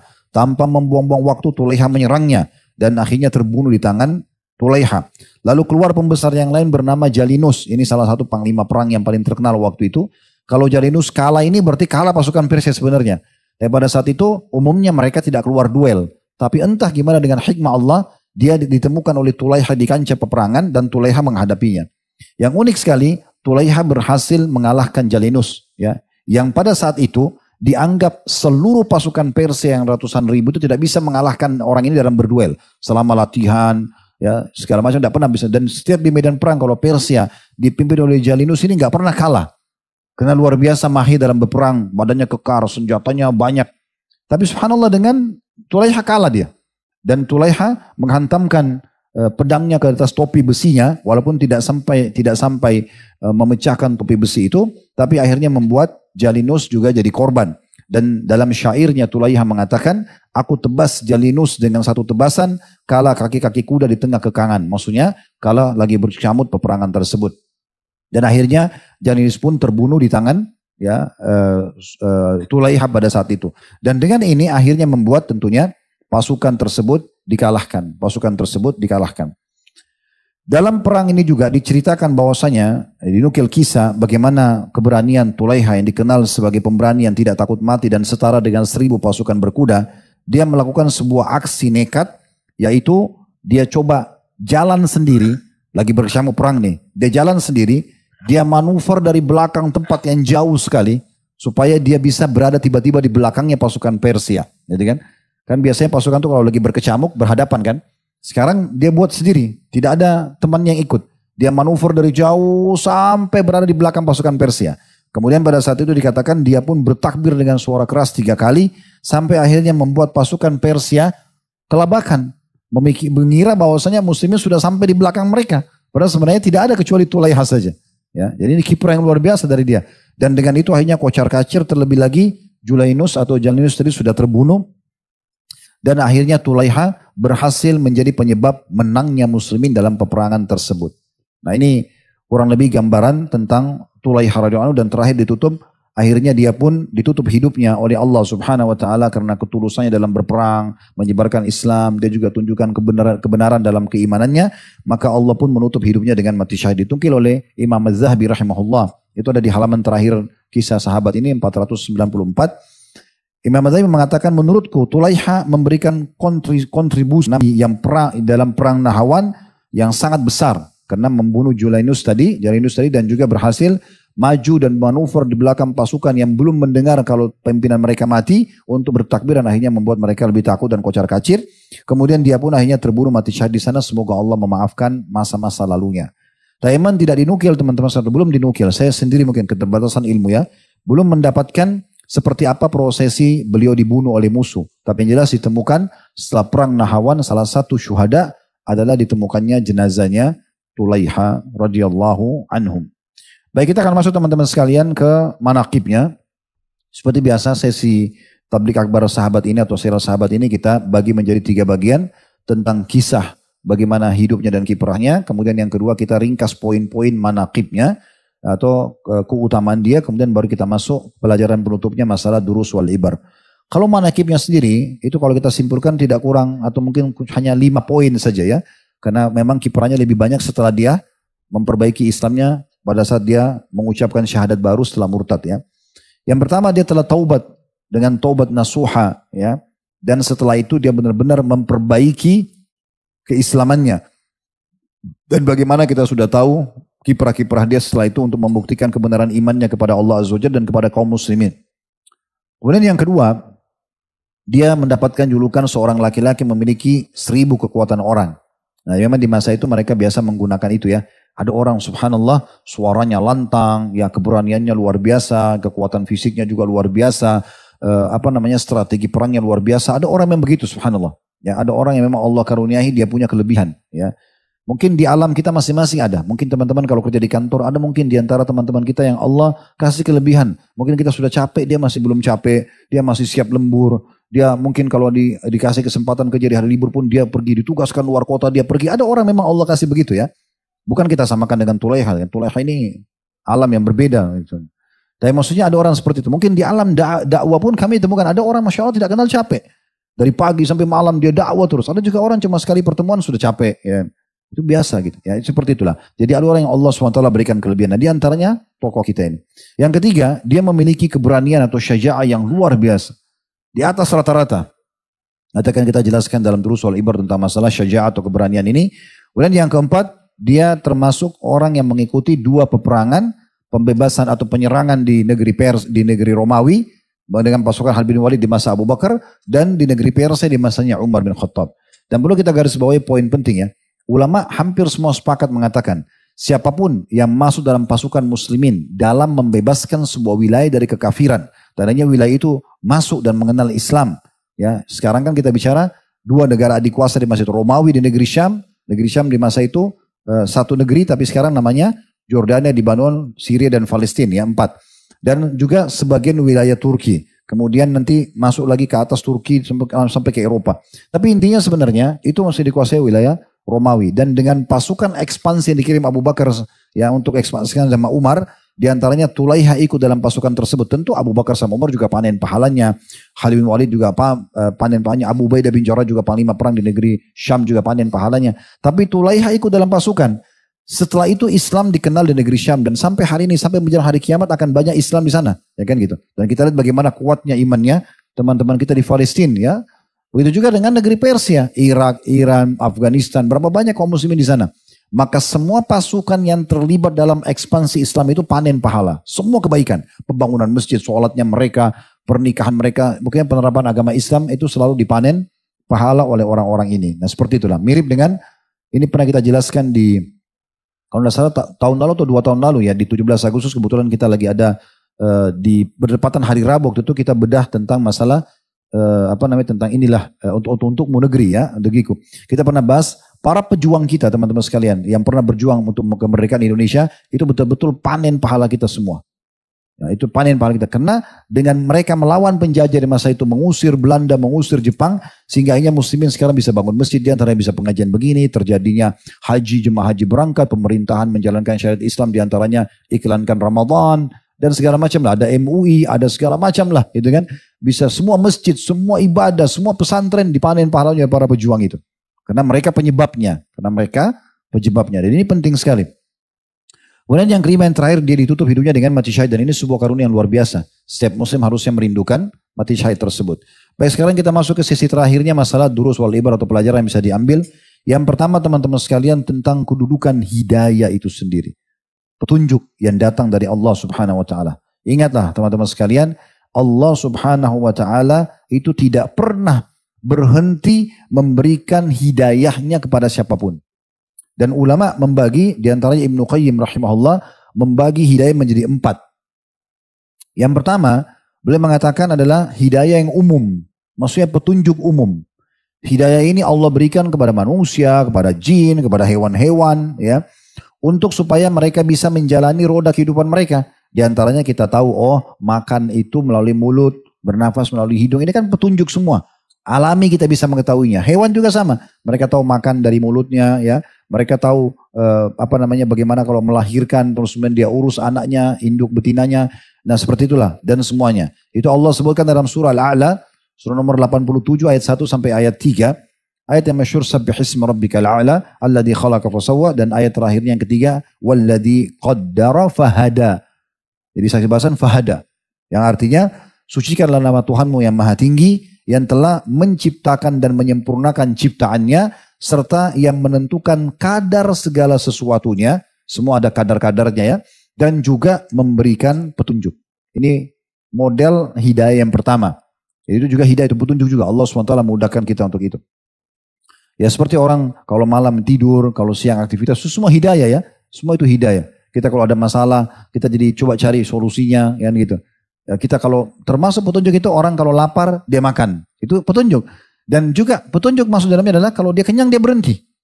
Coba bayangkan kalau Allah tidak kasih petunjuk itu, orang tidak tahu kapan dia lapar, kapan dia kenyang, itu kan itu jadi masalah.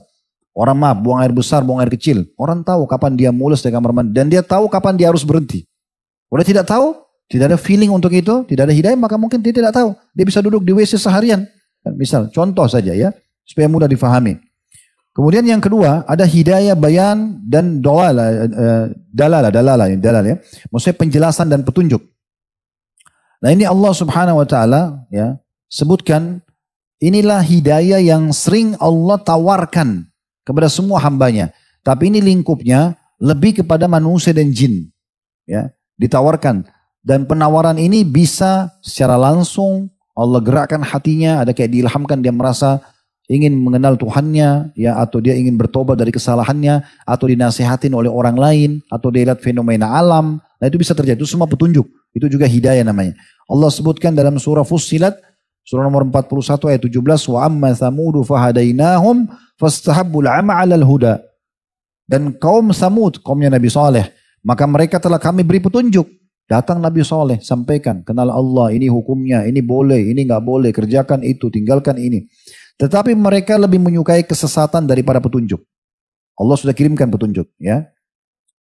Kemudian yang ketiga hidayah taufik dan ilham, atau hidayah yang Allah berikan taufiknya, seperti misalnya kita mau tergerak datang ikut di majelis ini. Saya datang untuk isi pengajian, teman-teman datang duduk mendengar, ini hidayah taufik namanya.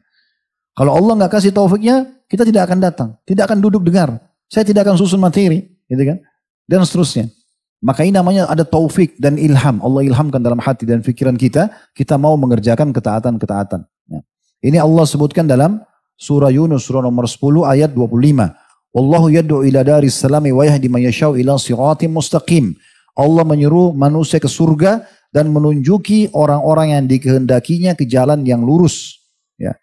Jadi maksudnya Allah SWT gerakkan hati mereka, ya, buat mereka penasaran, buat mereka punya keinginan besar dan selalu ingin mengerjakan dan konsisten. Nah seperti itulah ya. Kemudian selanjutnya yang keempat adalah hidayah di akhirat menuju surga atau ke neraka. Ini juga petunjuk. Artinya orang yang patuh akan dipandu ke surga, orang yang durhaka akan dipandu ke neraka. Allah SWT berfirman dalam surah Saffat, surah nomor 37, ayat 22 sampai 23 yang bunyinya As-Saffat, ya, ayat 22 sampai 23. Uhsyurul ladzina zalamu wa azwajahum wa ma kanu ya'buduna min dunillahi fahduhum ila siratil jahim. Kepada malaikat diperintahkan, kumpulkanlah orang-orang yang zalim beserta teman sejawat mereka dan sesembahan-sesembahan mereka, ya, selain Allah, dan tunjukkanlah mereka jalan menuju ke neraka. Itu yang menuju ke neraka. Sementara yang menuju ke surga itu adalah surah Al-A'raf, surah nomor 7, ya, ayat 43. Alhamdulillahilladzi hadana lihada wa ma kunna linahtadiya laula an hadanallah. Segala puji dan puja bagi Allah yang telah menunjuki kami kepada surga ini, dan sekali-kali tidak ada yang dapat memberikan petunjuk kecuali Allah, ya. Sekali-kali kami tidak akan mendapat petunjuk kecuali, ya, sesuai dengan izin Allah. Saya ulangi lagi, segala puji bagi Allah yang telah menunjuki kami kepada surga ini, dan sekali-kali tidak akan dapat mendapat petunjuk, ya, kalau Allah tidak memberi petunjuk kepada kami. Jadi nanti teman-teman sekalian, insya Allah kita termasuk ahli surga, ya. Kalau kita sudah masuk ke dalam surga, nanti kita akan baca ayat ini. Segala puji dan puja kehadirat Allah yang telah memberikan kami petunjuk, ya, untuk bisa masuk ke surga itu, ya. Maka beruntung teman-teman sekalian. Oleh karena itu kita harus peka menangkap, ya, setiap sinyal hidayah itu. Ada dengar azan ingin mengerjakan sholat, atau bangun tengah malam ingin sholat, ada orang miskin ingin membantu, ada ceramah begini tergerak hatinya untuk mau mempraktekkan, tersentuh, itu semua hidayah taufik yang jangan sampai disia-siakan, gitu kan? Dan dalam masalah hidayah di poin pertama pelajaran kita ini, ingat jangan pernah justru menutup pintu hidayah buat orang lain. Di antaranya kalau ada yang bertanya masalah agama, ya, atau tadi misalnya ada ahli maksiat yang kita lihat, jangan bilang ya sudahlah mumpung dia mabuk biar aja masuk neraka misalnya, atau yang sejenisnya lah. Enggak, antum rangkul dia. Dari pelajaran Tulaihah ini luar biasa. Bagaimana walaupun dia sudah mengaku sebagai nabi palsu, ternyata dia bisa menjadi seorang mujahid yang menjadi penyebab daripada menangnya muslimin di perang Nahwan, ya, di perang Qadisiyah, pembebasan Persia, gitu kan. Dan bagaimana dia menakut-nakuti musuh yang tidak pernah terfikir oleh muslimin sebelumnya. Berarti bukan mustahil, ya. Kalau kita ada orang itu terlalu jahat pun dalam agama, kita terus doakan hidayah. Justru itu tantangannya. Misalnya itu temukan ada di Indonesia orang benci sekali dengan Islam. Jangan dibenci. Doakan, ya Allah berikan dia hidayah. Bukan mustahil Allah datangkan hidayah, ilham dan taufik dalam hatinya, dia masuk Islam. Antum dapat pahalanya. Daripada antum cuma balas dendam, ya Allah matikan saja orang ini, dia terlalu benci Islam. Udah mengganggu kami. Bisa mati, tapi cuma balas dendam doang. Bisa saja mungkin dia justru punya kiprah yang besar nanti bagi muslimin, ya. Jadi jangan putus asa. Saya ulangi lagi. Kebaikan yang orang kerjakan, itu bisa jadi ajang pahala buat kita. Dia sholat, dia puasa, dia datang masjid. Kita dengan berikan dukungan. Doakan, semoga Allah buat dia istiqomah. Kita dapat pahala dengan amal solehnya dia. Kita bisa dapat pahala dari kejahatan orang. Doakan supaya dapat hidayah. Kan begitu? Nah itu yang kita ingin titik beratkan teman-teman sekalian. Baik, pelajaran yang kedua yang bisa diambil adalah kedudukan taubat itu sendiri. Kedudukan taubat. Nah ini di awal buku kita ini panjang lebar ditulis oleh penulis tentang masalah taubat itu sendiri. Bagaimana di dalil pertama di halaman 477 diangkat oleh penulis sabda Nabi SAW. Inna Allah yabsutu yadahu bil laili liyatuba musi'un nahar wa yabsutu yadahu bin nahari liyatuba musi'ul lail hatta tatla'a syamsu min maghribiha. Sesungguhnya Allah Subhanahu wa taala membentangkan tangannya di malam hari agar para pelaku keburukan di siang hari bertaubat. Yang buat dosa sepanjang hari di siang hari, malam kalau dia mau taubat Allah masih terima. Dan juga Allah membentangkan tangannya di siang hari agar para pelaku keburukan di malam hari bertaubat hingga matahari terbit di tempat terbenamnya. Maksudnya hingga terjadi hari kiamat. Hadis ini diriwayatkan oleh Imam Muslim. Dalam riwayat yang kedua diangkat oleh penulis adalah riwayat Imam Muslim, di mana Nabi SAW bersabda, "Man taba qabla an tatlu'a asy-syamsu min maghribiha, taballahu alaihi." Barang siapa yang bertobat sebelum matahari terbit dari tempat terbenamnya, maka Allah SWT akan menerima tobatnya sebesar apapun dosanya. Pernah membunuh, pernah berzina, pernah narkotika, pernah segala macam, gak ada yang bisa dikatakan dia lepas dari rahmat Allah Subhanahu wa taala. Saya ingin sampaikan sebuah hadis tadi, subhanallah sempat luput dari saya. Hadis ini teman-teman penting sekali untuk kita ketahui. Hadis riwayat Muslim ya. Bahwasanya Nabi SAW bersabda, "Anna rajulan qal." Jadi ada dua orang kejadian. Orang yang satu ahli maksiat, yang satu ahli ibadah. Yang ahli ibadah ini suka nasihatin ahli maksiat. Jangan lo, kamu dosa, nanti kamu dihukum, nanti kamu disiksa di neraka, dinasihatin. Tapi yang maksiat ini tidak pernah engahkan, sudahlah. Tapi yang orang ini terus nasihatin. Tapi satu waktu, subhanallah, yang menasehatin ini, karena jengkel, dia bilang begini, "Wallahi la yakfirullahu li fulan." Demi Allah, dia bilang sama teman-teman yang lain, itu si fulan tidak akan diampuni sama Allah. Maksudnya dia, saya udah capek nasihatin, tidak mau terus, gak mau sholat, gak mau tutup aurat, gak mau tinggalkan maksiatnya. Allah tidak akan maafkan dia, tapi dia bersumpah, demi Allah, Allah tidak akan maafkan. Apa kata Nabi SAW waktu itu? Wa inna Allah ta'ala mengatakan ya, sungguh Allah SWT telah berfirman ya, "Man dzalladzi yata'alla 'alayya 'alla akfiru li fulan." Siapa orang ini? Berani-beraninya mengatakan kalau aku tidak akan maafkan si fulan. Kok bisa kita masuk ke ranah yang bukan punya kita? Allah Maha Pengampun. Kenapa kita bilang sama orang itu, Allah tidak akan ampuni kamu? Kenapa kita berani masuk situ? Bukan hak kita. Tugas kita menasihatin. Diterima, alhamdulillah tidak diterima, gak ada masalah. Dan kita sudah diberikan balasan pahala dengan kita nasihatin. Dia terima, tidak terima, tetap ada pahalanya kan berdakwah itu. Antum sekarang dengar, tidak dengar ceramah ini, saya ambil manfaat atau tidak, tetap saya dapat pahalanya, gak ada urusannya. Kalau yang mengerjakan lebih besar lagi pahalanya tentunya. Tapi saya sudah dibayar oleh Allah SWT dengan pahalanya. Tergantung keikhlasan. Semoga Allah ikhlaskan niat. Tapi itu sudah ada. Kan gitu. Tapi jangan vonis. Ini yang tidak mau dengar ceramah ini nanti masuk neraka. Nah, itu tidak boleh. Ya kan? Atau tidak akan diampuni. Itu bahaya sekali. Apa yang terjadi? Maka Allah SWT mengatakan, "Qad gafartu fa inni qad gafartu li fulanin wa ahbattu amalak." Au kama qala. Hadis riwayat Muslim. Maka Allah Azza wa Jalla berfirman, mengatakan kepada orang yang memvonis tadi, kalau si fulan tidak akan diampuni, sesungguhnya aku telah hancurkan amalmu dan aku sudah maafkan orang yang kau vonis itu.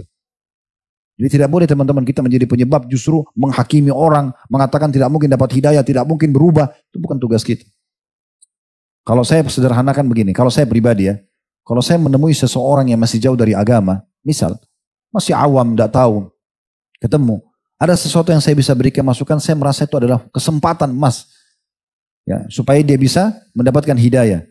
Jadi jangan teman-teman begitu ketemu dengan seorang ikhwat atau seorang akhwat, yang antum lihat pertama, dari kepala sampai kaki, ini satu model sama saya kan.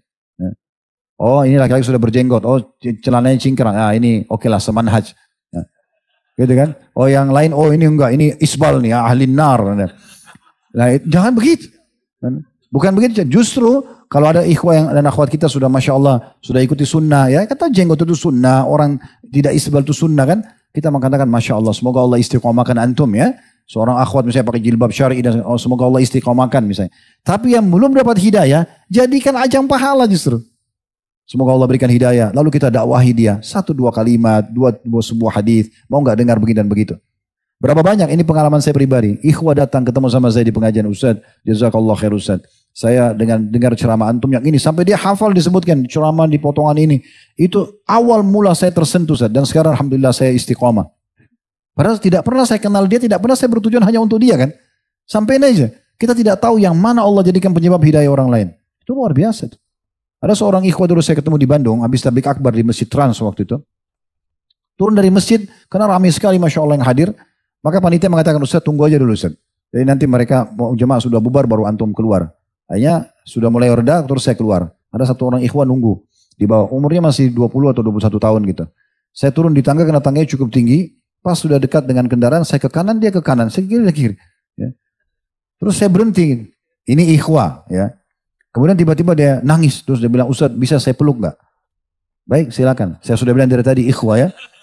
Supaya jangan ada yang salah paham. Saya bilang baik silakan. Dia nangis terus. Terus saya tanya, kenapa akhi nangis? Dia bilang, Ustaz, saya dengar ceramah Ustaz, alhamdulillah saya dapat hidayah. Saya berubah gini karena dengar ceramah Ustaz. Dia ngomong gitu. Dia bilang sampai saya dikira orang gila di keluarga saya. Karena saya berubah. Berubah semua, berubah total. Penampilan saya berubah, pergaulan saya berubah, semuanya berubah. Lalu sambil nangis dia terus ketawa. Terus dia mengatakan, dan alhamdulillah Ustaz, saya baru saja menikah. Umur 21 tahun. Dia bilang, saya baru nikah. Ya. Karena saya dengar perkataan Ustaz di ceramah, kenapa tidak nikah-nikah nih bujang-bujang? Apa tunggu dajjal? Saya pernah ucap itu ya. Dia bilang gitu subhanallah. Tapi saya tidak pernah ikhwah dan akhwat sekalian berpikir ceramah saya akan sampai ke dia. Enggak pernah saya berpikir itu. Tidak, bukan dia targetnya. Semua orang Islam gitu kan. Tapi Allah jadikan penyebab hidayah dia. Dari mana antum tahu? Mungkin sebuah hadis, sebuah ayat sampaikan jadi sebab hidayah. Mungkin orang cuma diajak sholat. Mungkin cuma ditawarkan dan itu. Dan seterusnya. Kan gitu. Jadi jangan sampai menjadi penghalang. Apalagi memvonis orang Allah tidak akan mengampunimu. Ini bahaya sekali. Kan itu. Ini bisa malah amal kita yang dihancurkan oleh Allah Subhanahu wa taala. Baik, selanjutnya diangkat di situ dalil yang ketiga yang diangkat oleh penulis ya. Hadis riwayat Tirmidzi, Ahmad dan Al-Hakim di halaman 478 ya. Inna Allah yaqbalu taubatal abdi ma lam yughargir. Sesungguhnya Allah SWT menerima taubat seorang hamba selama nyawanya belum sampai ke tenggorokan. Artinya sebelum ruhnya dicabut oleh malaikat masih bisa taubat. Biar detik terakhir. Sudah tahu kisah anak muda Yahudi yang pernah membantu Nabi SAW. Sakit keras Nabi kunjungi. Di akhir hidupnya Nabi cuma mengatakan, hai anak muda, masuk Islam lah. Ucapkan syahadat. Maka anak itu lihat ke ayahnya lagi sakit keras. Ayahnya mengatakan, orang Yahudi, Ati Abul Qasim. Ikuti ayahnya Qasim, maksudnya Nabi Muhammad SAW. Anak itu syahadat. Syarullah Allah, Rasulullah. Baru diucapin, meninggal. Apa kata Nabi SAW? Alhamdulillahilladzi anjau minan nar. Segala puji bagi Allah yang telah menyelamatkan dari api neraka. Nabi cuma bilang masuk Islam lah. Kan dia bisa saja tolak kan? Tapi hidayah, taufik dan ilham datang. Maka dia masuk Islam. Dari mana antum? Antum tidak pernah tahu subhanallah. Apa yang menjadi penyebab orang mendapatkan hidayah. Baik, selanjutnya diangkat oleh penulis dalil. Tahu tadi dari hadis-hadis ini dari ayat Al-Quran. Cukup banyak tentunya ya. Tapi kita ambil saja yang menjadi saksi bahasan kita berhubungan dengan masalah taubat tadi di halaman 480 dalam surah Az-Zumar ayat 53. Dan ayat ini teman-teman kata ulama adalah ayat yang paling kuat dan harusnya dipegangi baik-baik oleh setiap orang muslim karena ayat ini menjelaskan begitu luasnya rahmat Allah sebesar apapun dosa bisa dimaafkan. Asal antum betul-betul mau kembali kepada Allah SWT. Dan Allah akan putihkan semua kesalahan masa lalu, Allah akan nilai mulai hari ini ke depan. Ini luar biasa. Surah Az-Zumar, surah nomor 39 ayat 53. Yang bunyinya, Qul ya ibadiyalladzina asrafu ala anfusim la taqnatu min rahmatillah. Innallaha yaghfiru dzunuba jami'a. Innahu huwal ghafurur rahim. Saya ulangi, innahu huwal ghafurur rahim. Katakan, hai hamba-hambaku yang melampaui batas terhadap diri mereka. Maksudnya terlalu banyak dosa yang dilakukan. Janganlah kamu berputus asa dari rahmat Allah. Sesungguhnya Allah mengampuni dosa-dosa semuanya. Sebesar apapun. Sesungguhnya dialah yang maha pengampun, lagi maha penyayang. Jadi Allah Azza wa Jal ya, mengampuni semua kesalahan-kesalahan hamba-hambanya sebesar apapun selama dia mau taubat. Dalam firman Allah yang lain dalam surah An-Nur, surah nomor 24 ayat 31. Potongan ayat. وَتُوبُوا إِلَى اللَّهِ جَمِيعًا أَيُّهَا الْمُؤْمِنُونَ لَعَلَّكُمْ تُفْلِحُونَ. Dan segera taubatlah kalian. Ya. Wahai orang-orang semuanya, wahai orang-orang beriman, agar kalian termasuk orang-orang yang beruntung, termasuk orang-orang yang beruntung. Selanjutnya juga disebutkan dalam surah Al-Maidah ayat 34, itu ada dalil diantaranya halaman 481. Ya. Ini saya pilih-pilih aja ayatnya karena bahasanya banyak tentang masalah taubat, tapi dari dalilnya yang bunyinya illal ladzina tabu min qabli an taqdiru alaihim fa'lamu annallaha ghafurur rahim. Ini tentang musuh-musuh yang berperang dengan kita, ya. Lalu kata Allah, kecuali orang-orang yang tobat di antara mereka sebelum kamu dapat menguasai atau menangkap mereka, maka ketahuilah bahwasanya Allah Maha Pengampun lagi Maha Penyayang. Ini juga pernah terjadi yang pernah kita sampaikan kisah Usama bin Zaid radhiyallahu anhu di mana beliau pernah menyerang satu suku bersama dengan pasukannya Amr bin As radhiyallahu anhu majma'in di subuh hari, dan waktu itu Amr bin As mengatur strategi dua prajurit muslim berdampingan, berdua gitu ya, dan tidak boleh berpisah.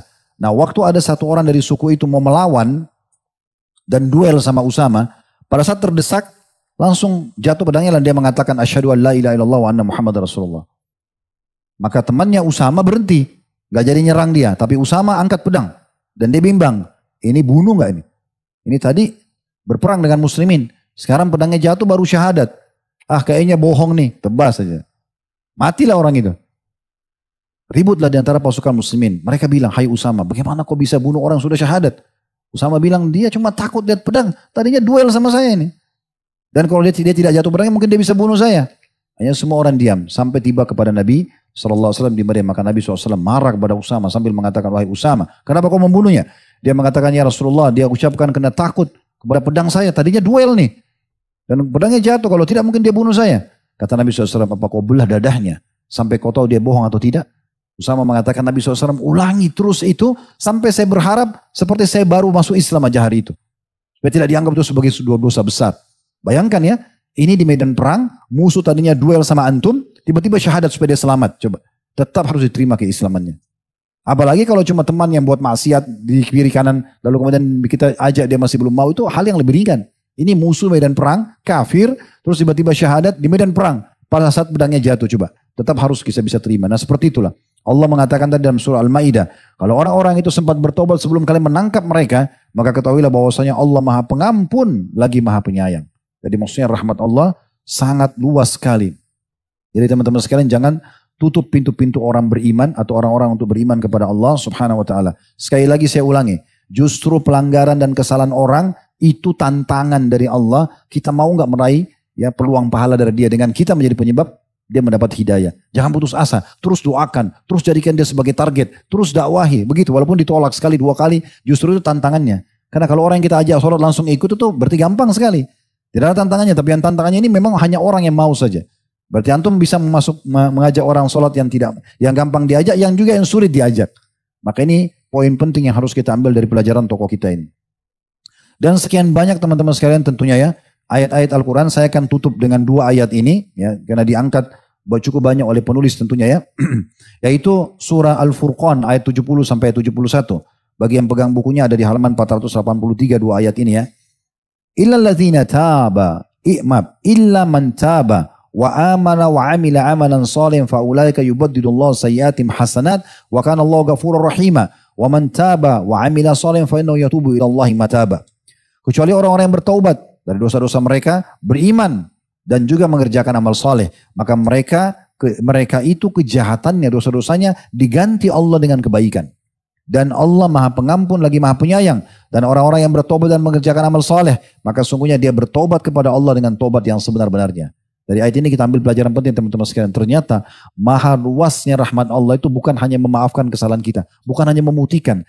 Tapi kalau antum tulus dan ikhlas, Allah ganti dosa zina antum, dosa bohong antum itu dengan dia pahala. Dengan tobat nasuha. Itu luar biasa. Yang terakhir tentang masalah ancaman orang-orang yang menjauhi sholat, mengikuti syahwat mereka, buat dosa segala macam gitu ya. Itu tetap juga bisa dimaafkan dengan bertaubat. Allah sebutkan dalam surah Maryam. Surah nomor 19 ayat 59 sampai ayat 60. Itu masih di halaman 483. Kita tutup dengan ini dalam pelajaran taubat ya. فَخَلَفَ مِنْ بَعْدِهِمْ خَلْفٌ أَضَاعُوا الصَّلَاةَ وَاتَّبَعُوا الشَّهَوَاتِ فَسَوْفَ يَلْقَوْنَ غَيًّا. Lalu Allah bilang, إِلَّا مَنْ تَابَ وَآمَنَ وَعَمِلَ صَالِحًا فَأُولَئِكَ يَدْخُلُونَ الْجَنَّةَ وَلَا يُظْلَمُونَ شَيْئًا. Maka datanglah sesudah mereka. Maksudnya kalau ada orang yang tidak sholat, biasanya generasi yang datang setelahnya itu lebih buruk. Ya, kata Allah SWT, datanglah sesudah mereka orang-orang yang lalai, yang memang jauh dari agama ini, pengganti-pengganti yang buruk yang menyanyiakan sholat dan membenturkan hawa nafsu mereka. Semuanya hidupnya dosa. Maka kelak mereka akan menemui kesesatan. Dan sebagian ulama ada yang menafsirkan dengan kesesatan nanti menuju ke surga atau kegelapan di sirat di hari kiamat di atas neraka. Mereka tidak dapat petunjuk. Ya. Lalu kata Allah begini, kecuali orang-orang yang bertaubat, beriman dan beramal soleh, maka mereka itu akan masuk surga dan tidak akan dianiaya atau dirugikan sedikit pun. Jadi walaupun dia tadinya tidak sholat, dia ikuti hawa nafsunya, tapi kalau dia taubat betul dia perbaikin, maka di saat itu dia berhak untuk masuk ke dalam surga di akhirat nanti. Ini sebuah karunia yang luar biasa yang Allah SWT berikan kepada kita. Yang ketiga teman-teman sekalian tentang syaja'ah, keberanian. Yang tadi merupakan ciri khasnya tokoh kita ini ya. Ulama membahas tentang masalah syaja'ah ini sendiri. Banyak sekali yang memberikan definisi-definisi tentang masalah syaja'ah. Di antaranya teman-teman sekalian ditulis atau dinukil oleh Ibnu Faris. Ya. Beliau mengatakan, secara etimologi, bahasa, syaja' itu adalah pemberani. Syaja' itu adalah pemberani. Kata ini diambil dari susunan kata gabungan dari shin, jim, dan ain. Ya.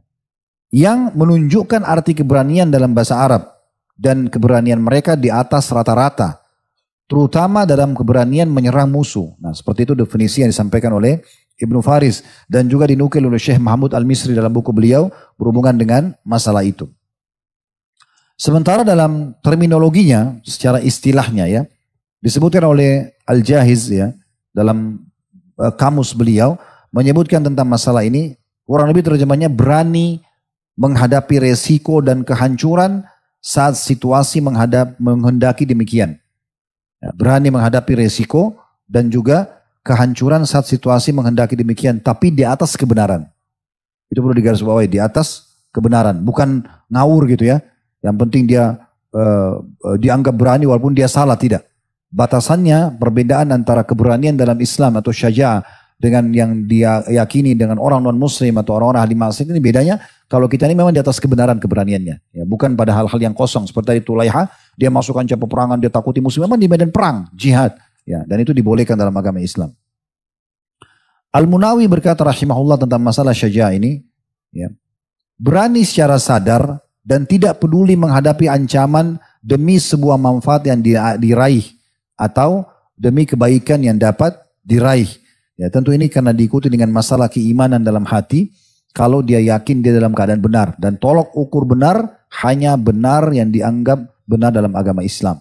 Ya, yang dibenar di mata Allah dan Rasulnya kita anggap benar juga. Dan kita bisa membela. Dan itu termasuk syaja'ah sampai kita meninggal pun kita akan membelanya. Dan tentu banyak sekali contoh-contoh dalam masalah ini. Namun sebelumnya sebelum masuk ke contoh saya akan coba sampaikan dulu tentang masalah dalil.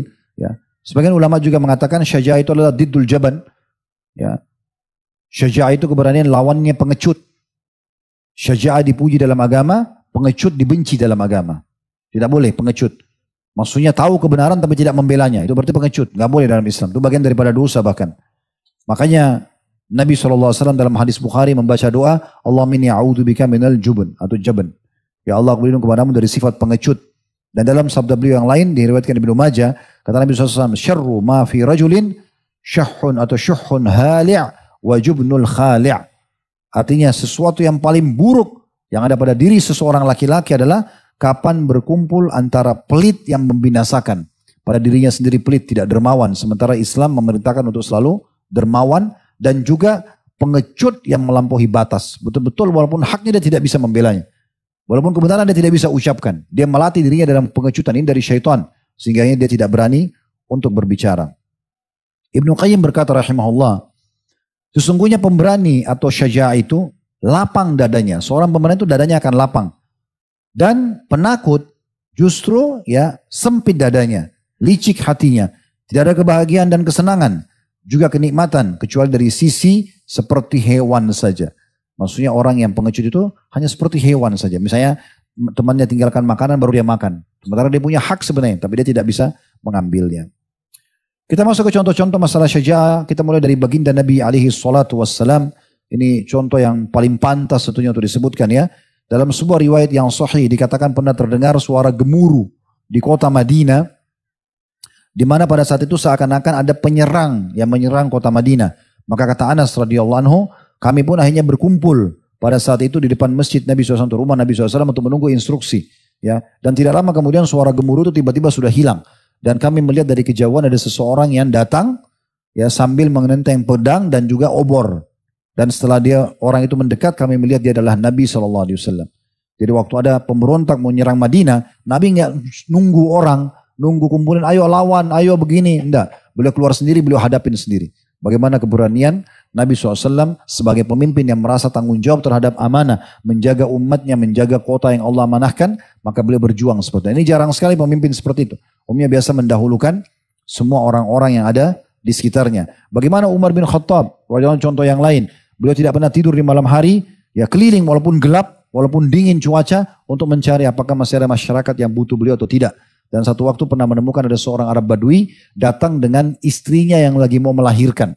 Maka dia tidak perkenalkan diri. Waktu Umar tanya, kamu siapa? Dia bilang, saya si fulan dan fulan. Lalu orang itu tidak tanya juga Umar siapa. Ya. Umar juga tidak akan mengatakan saya raja. Umar cuma mengatakan, waktu lagi ngobrol sama dia dari suku mana segala macam. Lalu tiba-tiba terdengar ada suara jeritan wanita dalam kemah. Lalu kata, orang ini sempat bilang, waktu ditanya, kamu siapa? Kata dia, saya cuma musafir. Saya lagi lewat malam hari mau istirahat, saya tancapkan tenda saya di sini, besok saya akan pergi. Orang itu bahkan mungkin tidak berpikir kalau ini adalah Madinah, tempat yang terbaik, mungkin belum tahu itu.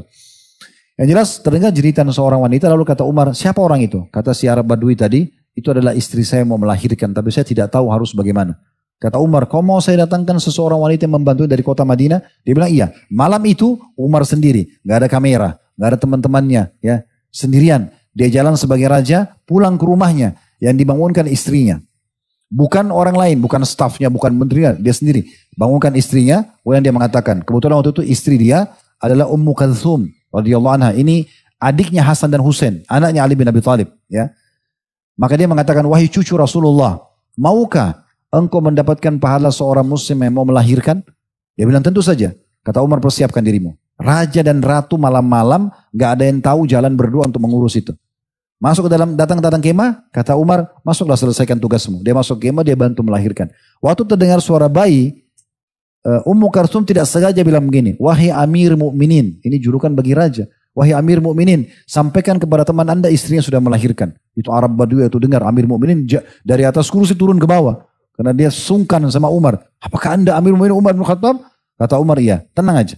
Kata Umar, berdirilah, duduklah kembali, duduk. Lalu kemudian Umar mengatakan, sesungguhnya ini sudah kewajiban saya dan saya akan, kamu nginap di sini tinggal di Madinah, saya akan berikan kebutuhanmu untuk kau pergi besok hari. Tapi bagaimana keberanian seorang pemimpin keluar di malam hari, tidak takut nanti ada yang bunuh dia, ada yang ganggu dia berpikir lebih jauh, masalah tanggung jawabnya di depan Allah SWT. Dan bagaimana kekuatan tauhidnya kalau Allah Azza wa Jalla akan menjaga. Dan dia libatkan keluarganya untuk membantu. Itu contoh di antara syaja'ah yang ada ya. Jadi tidak harus di medan perang saja. Nabi SAW juga kalau di medan perang itu pernah disebutkan dalam riwayat ya, dinukil oleh para sahabat, kalau beliau SAW Al-Bara dan Ali, dua sahabat ini sangat perkasa. Al-Bara ibn Malik pernah kita bahas kisahnya di 2 atau 3 sahabat yang sebelum ini, bagaimana beliau mati syahid dan bagaimana beliau dilemparkan ke dalam benteng musuh ya untuk membuka pintu. Dan Ali bin Abi Thalib yang luar biasa kiprahnya dalam jihad, termasuk dia yang membunuh musuh di perang Ahzab, ya salah satu tokoh Quraisy yang dibunuh di tangan beliau. Dan luar biasa kiprahnya lah, ya, tidak diharukan. Tapi mereka berdua mengatakan, bila peperangan sedang berkecamuk dan kami khawatir kami terkalahkan, maka kami berlindung di belakang Nabi SAW. Karena Nabi SAW ada di depan, bukan di belakang. Beliau maju dengan musuh gitu. Cuma memang Nabi SAW yang mengatakan, atau beliau SAW tidak pernah menjadikan ada musuh sebagai korban di tangan beliau. Karena beliau mengatakan, sungguhnya murka Allah pun memuncak pada seorang hamba yang dibunuh oleh nabinya. Makanya Nabi SAW tidak pernah membunuh orang secara langsung, karena kalau dibunuh itu murka Allah memuncak pada orang tersebut. Tapi Nabi SAW menangkis ia, menyerang ia gitu kan. Ya itu semua Nabi SAW terlibat dalam masalah seperti itu. Tentu banyak contoh-contoh yang lain dalam masalah ini. Ya, di antaranya juga kisah tokoh kita tentunya yang kita tahu tadi, Tulaiha. Ada juga kisah Khubayb radhiyallahu anhu. Sahabat Nabi yang mulia ini juga pernah kita sebutkan kisahnya ya. Di mana beliau waktu ditawan oleh Quraisy ya. Dan kemudian akan disiksa. Lalu disuruh pilih ya. Apakah kamu mau tinggalkan agamamu atau agamanya Muhammad atau kami akan bunuh. Maka dia memilih untuk dibunuh. Dan dia minta izin sebelum dihukum mati dia untuk sholat 2 rakaat. Maka dia pun sholat dengan khusyuk. Kemudian dia mengatakan, demi Allah kalau bukan karena saya mengira kalian menganggap aku pengecut, maka aku akan lamahkan sholatku. Karena sholat ini luar biasa. Lalu kemudian diikat di satu tiang pada saat itu dan disiksa. Semua orang Mekah datang, ada yang gores dengan pisau, ada yang lempar dengan tombak, ada yang panah dengan panah, tapi tidak mati sampai beliau mati syahid radhiyallahu anhu. Jadi itu satu hal yang luar biasa, itu disebutkan dalam riwayat Bukhari. Juga tentunya kita tahu kisah yang masyhur dari seorang wanita namanya Nusaybah binti Ka'ab radhiyallahu anha, ya seorang sahabiat yang selalu setiap ada peperangan yang Nabi kumandankan pasti saja dia terlibat. Ya, pasti saja dia terlibat dan dia selalu mengajak suaminya, mengajak anak-anaknya ya untuk berperang. Dan kata Nabi SAW di perang Uhud, dimanapun saya melihat anak panah diarahkan Quraisy ke arahku, maka saya temukan Nusaybah binti Ka'ab mematahkan panah-panah tersebut. Ya. Bagaimana Talha bin Ubaidillah radhiyallahu anhu sahabat Nabi yang mulia, waktu Nabi SAW terdesak di Uhud, maka dia datang membela Nabi sendirian. Ya. Sampai seluruh punggungnya dipenuhi darah, kena tebasan pedang, tombak, anak panah, dan sampai dia pingsan sakit kesakitannya. Tapi dia terus menahan lubang yang Nabi SAW ada sampai dia sadar kembali. Waktu dia sadar dia membantu Nabi SAW naik.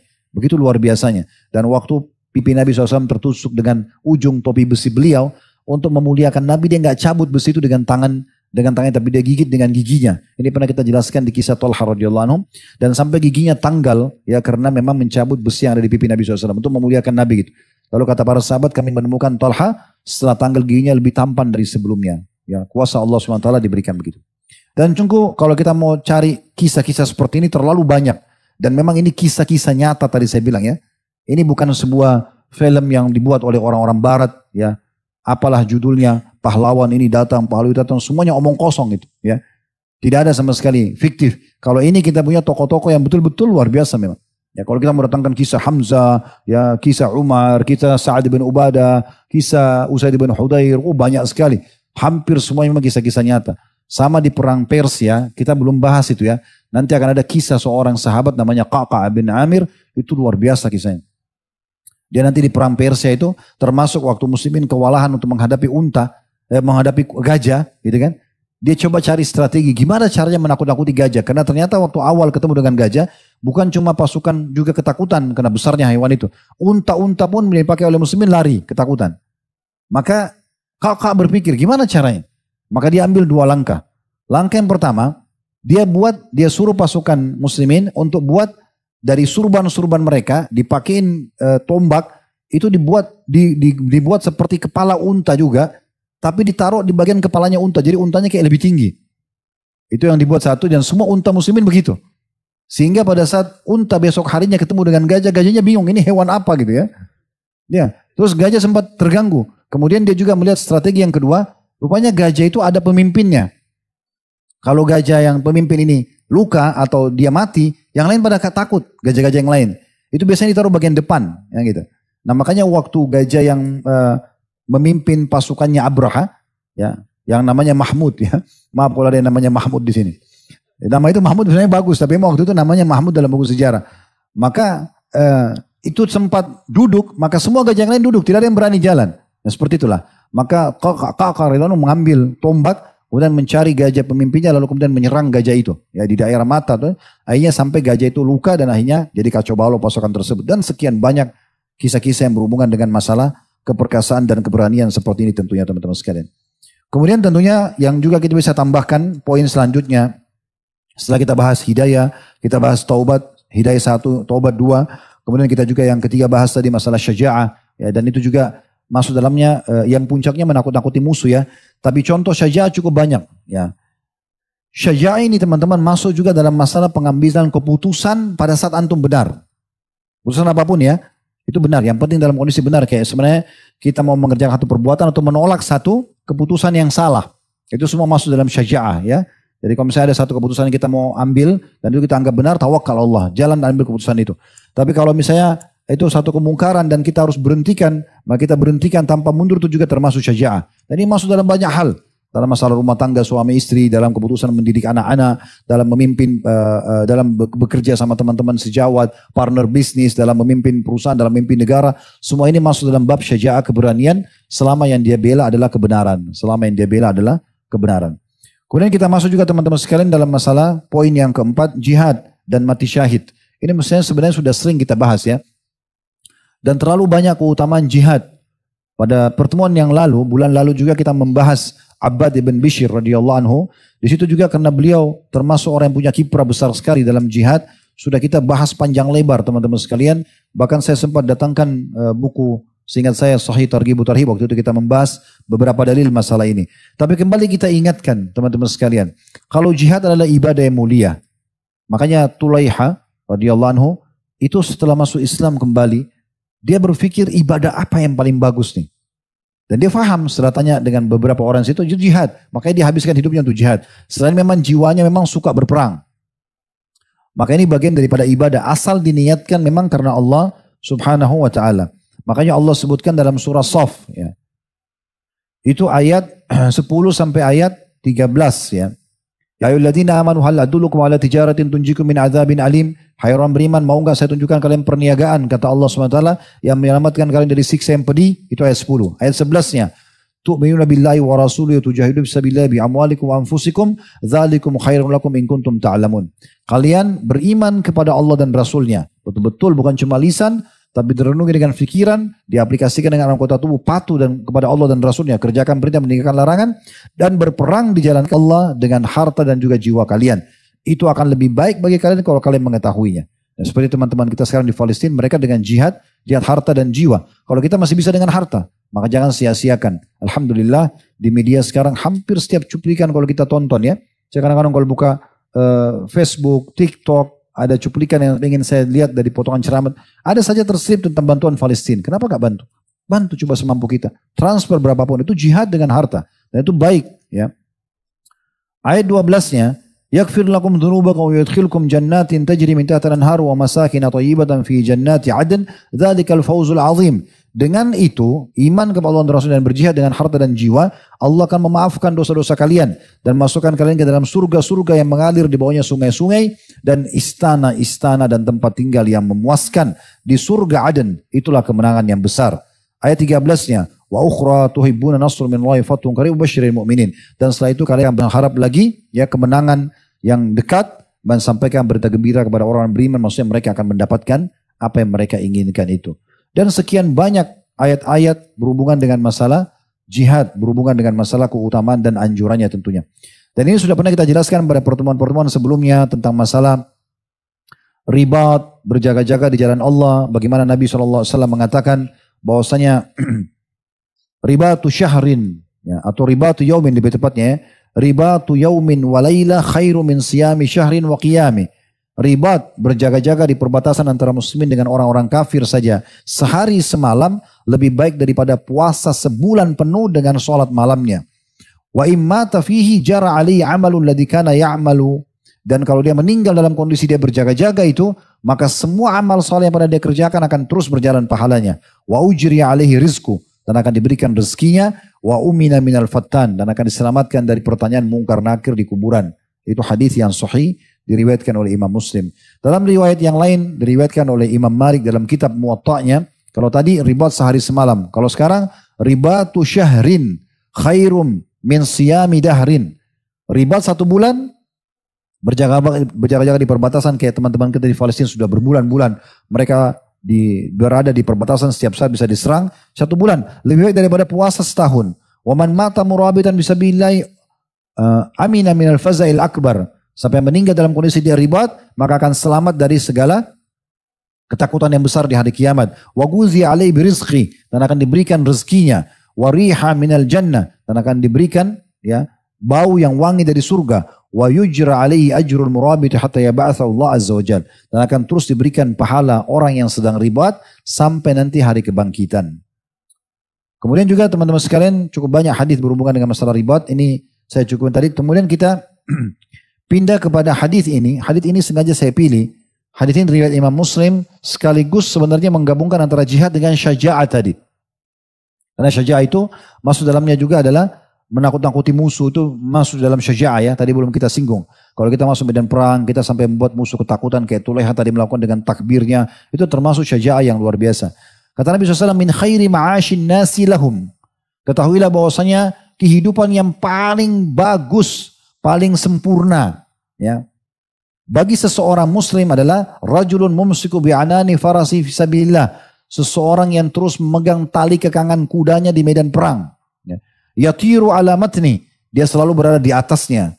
Kullama sami'a hay'atan aw faz'atan, setiap kali dia dengarkan suara atau panggilan atau seruan yang menakutkan, pembantaian, penyiksaan umat Islam, tara alaihi yabtagil qatla awil mauta madannah, maka dia segera terbang dengan kudanya pergi ke lokasi itu karena berharap dia terbunuh atau mati di sana. Dalam riwayat yang lain, riwayat Al-Baihaqi mirip dengan riwayat ini, khairun nasi manzilatan, manusia yang paling baik kedudukannya di sisi Allah dan paling pantas dihormatin di mata manusia, rajulun ala matni farasin, seseorang yang berada di atas punggung kudanya, yakhiful adu wa yukhifuna, dia menakut-nakuti musuh atau musuh menakut-nakutinya. Ini termasuk keutamaan jihad yang luar biasa. Belum lagi hadis Nabi SAW yang bisa orang kalau di medan perang itu mungkin bisa saja dia tidak tidur, begadang, karena bisa setiap saat musuh menyerang, atau dia harus maju menyerang musuh atau mengatur strategi. Maka kata Nabi SAW dalam hadis diriwayatkan oleh Tabarani dengan sanad hasan sahih, ainani la tamassuhuman naru abada. Dua mata yang tidak akan pernah disentuh oleh panasnya api neraka. Ainun batat, ya, atau ainun batat, maaf yang benar ya, ainun batat taqla'u fisabilillah. Mata yang begadang karena berjaga-jaga di jalan Allah. Ya, dia tidak tidur begadang karena mau menyerang musuh atau takut diserang oleh musuh.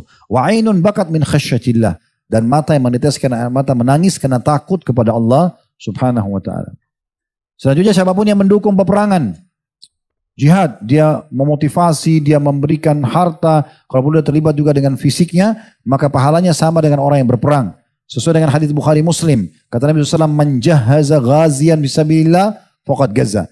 Sampai mempersiapkan pasukan perang atau perlengkapan perang di jalan Allah, maka dia seperti orang yang sudah berperang. Wa man khalafa ghaziyan fi ahli bi khairin faqad gaza. Dan siapa yang membiayai keluarga mujahid yang sedang ditinggal oleh keluarganya sedang berjihad, maka juga sama dia seperti orang yang sudah berjihad di jalan Allah Subhanahu wa ta'ala. Dan tentu teman-teman sekalian, banyak sekali ya kalau kita ingin bahas jihad ini, luas sekali babnya, dan hampir setiap sahabat ini punya bahasan dalam pelajaran tentang jihad.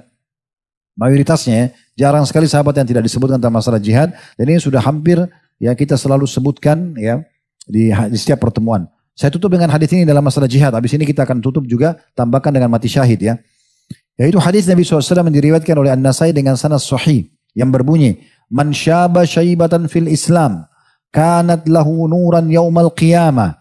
Siapa yang beruban, ini kita jelaskan Rabu kemarin ya, dalam Islam, dia tua beruban dalam Islam, maka itu akan menjadi cahaya untuknya pada hari kiamat. Wa man rama bisahmin fi sabilillah fabalaga bihil adu aw lam yablug.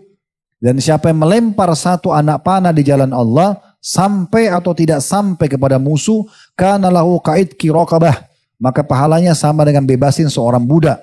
Wa man a'taqa raqabatan mu'minah, dan siapa yang membebaskan seorang budak yang beriman, kanat fida'ahu minan nari udwan bi'udwin, maka dia akan dibebaskan dari api neraka ya, setiap potongan badan digantikan dengan potongan badan yang lainnya.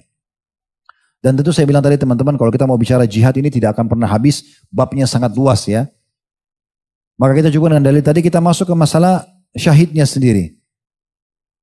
Semua orang bisa berjihad, tapi tidak semua orang ditutup dengan mati syahid. Ya, itu penting untuk digarisbawahi. Dan semua orang yang mati syahid ya, belum tentu juga berjihad. Karena bisa juga orang mati syahid bukan dengan jihad. Nah, ini perlu digarisbawahi ya. Tapi kalau orang bisa menggabungkan antara dia mati syahid, antara dia berjihad dan dia mati syahid di medan perang, maka ini yang terbaik. Maka ini yang terbaik, ini mati yang terbaik. Dia pergi berperang, kemudian dia mati syahid di medan perang, itu yang terbaik. Baik, teman-teman sekalian, orang yang berjihad sudah kita tahu keutamaannya ya. Cuma memang kalau kita rentet kembali sejarah ya, kalau saya coba baca buku-buku sejarah, saya lihat dalil-dalil, memang subhanallah orang yang mati syahid ini orang yang Allah pilih. Orang yang paling tulus menginginkannya. Sebagai contoh misalnya kita pernah dengar kisah Abdullah bin Haram radhiyallahu anhu, ayahnya Jabir. Orang yang pertama mati syahid di perang Uhud. Uhud terjadi tanggal 16 Syawal hari Sabtu, selepas sholat duha ya. Dan subhanallah di malam hari Jumat sudah ada berita. Sudah ada beritanya ya, bahwasanya besok akan terjadi perang. Maka Abdullah bin Haram radhiyallahu anhu tidak tidur semalaman. Hanya untuk apa? Minta supaya Allah jadikan dia orang pertama mati syahid besok. Betul-betul dia tulus minta. Dan Allah kasih dia itu. Makanya riwayat saya ingatkan kembali, kata Nabi SAW kepada Jabir waktu dia sudah kubur ayahnya Abdullah. Wahai Jabir, kau tahu apa yang terjadi dengan ayahmu? Dia bilang tidak ya Rasulullah. Kata Nabi SAW, semua orang yang mati syahid diajak bicara oleh Allah dari belakang hijab. Tidak ketemu sama Allah langsung. Kecuali ayahmu. Ayahmu Allah bicara secara langsung tanpa hijab. Ini keutamaan Abdullah radhiyallahu anhu yang luar biasa. Ini pernah kita jelaskan sebenarnya dalam kisah beliau ya. Tapi saya cuma ingatkan saja. Jadi ini memang orang yang dapatkan mati syahid teman-teman, orang yang berharap. Besan dia bernama Amru bin Jamu. Seorang sahabat juga mati syahid di perang Uhud dan kakinya pincang. Di perang Badar dia nggak bisa ikut. Karena anak-anaknya datang kepada Nabi mengatakan, ya Rasulullah ayah kami pincang, jangan diizinkan ikut perang. Kami prihatin sampai Nabi larang. Di perang Uhud anak-anaknya datang lagi, dia mau ikut perang. Lalu anak-anaknya mengatakan sama, Nabi SAW juga tadinya mau nahan dia. Lalu dia mengatakan, ya Rasulullah, apakah kaki pincangku menahanku untuk mendapatkan mati syahid dan masuk surga? Izinkan aku ya Rasulullah. Maka Nabi SAW izinkan dan dia meninggal dan dikubur bersama dengan besannya Abdullah bin Haram radhiyallahu anhu. Itu luar biasa gitu, ya. Dan cukup banyak yang berhubungan dengan masalah, contoh-contoh dalam masalah ini, orang yang betul-betul tulus ingin mati syahid baru dikasih. Sejalan dengan sabda Nabi SAW, man talaba syahadata bisidq ballaghallahu manazil syuhada wa in mata ala firashi. Siapa yang betul-betul tulus ingin mati syahid, maka Allah akan sampaikan dia ke derajat mati syahid walaupun dia mati di atas ranjangnya. Jadi kita harus gebukan dalam hati kita memang berharap mati syahid. Supaya tidak takut, fahami poin ini. Orang pasti mati teman-teman sekalian. Mau nggak mau kita pasti mati. Sehat kah, sakit kah, tua kah, muda kah, laki-laki, perempuan. Semua target angan-angan sudah terpenuhi atau belum, ajal datang pasti mati. Kita nggak bisa menghindar. Kecuali kita masih bisa menghindar ya. Bisa tidak mati. Enggak, memang kita harus mati. Nah Islam datang memberikan kepada kita sebagai sebuah tantangan tanda kutip. Mau mati terbaik, mati syahid. Untuk apa kita takut? Toh kita pasti mati di saat itu. Kan gitu. Itu poin pertama. Jadi nggak usah khawatir. Oleh karena itu mulai sekarang minta kepada Allah agar dikaruniai mati syahid. Ya. Dengan tulus dari hati. Toh juga kita akan mati di saat itu. Apa yang perlu dikhawatirkan? Yang kedua, Nabi SAW mengatakan mungkin dalam hadis yang sahih. Sesungguhnya orang yang mati syahid tidak merasakan sakit. Kecuali hanya seperti cubitan kecil saja.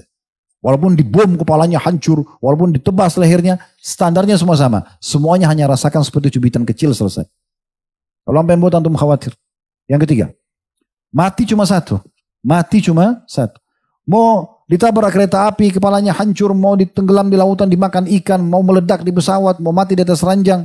Mau mati di medan perang, ditebas lehernya. Mau kena bom kayak teman-teman kita di Palestina. Sama saja. Hadapi sakaratil maut.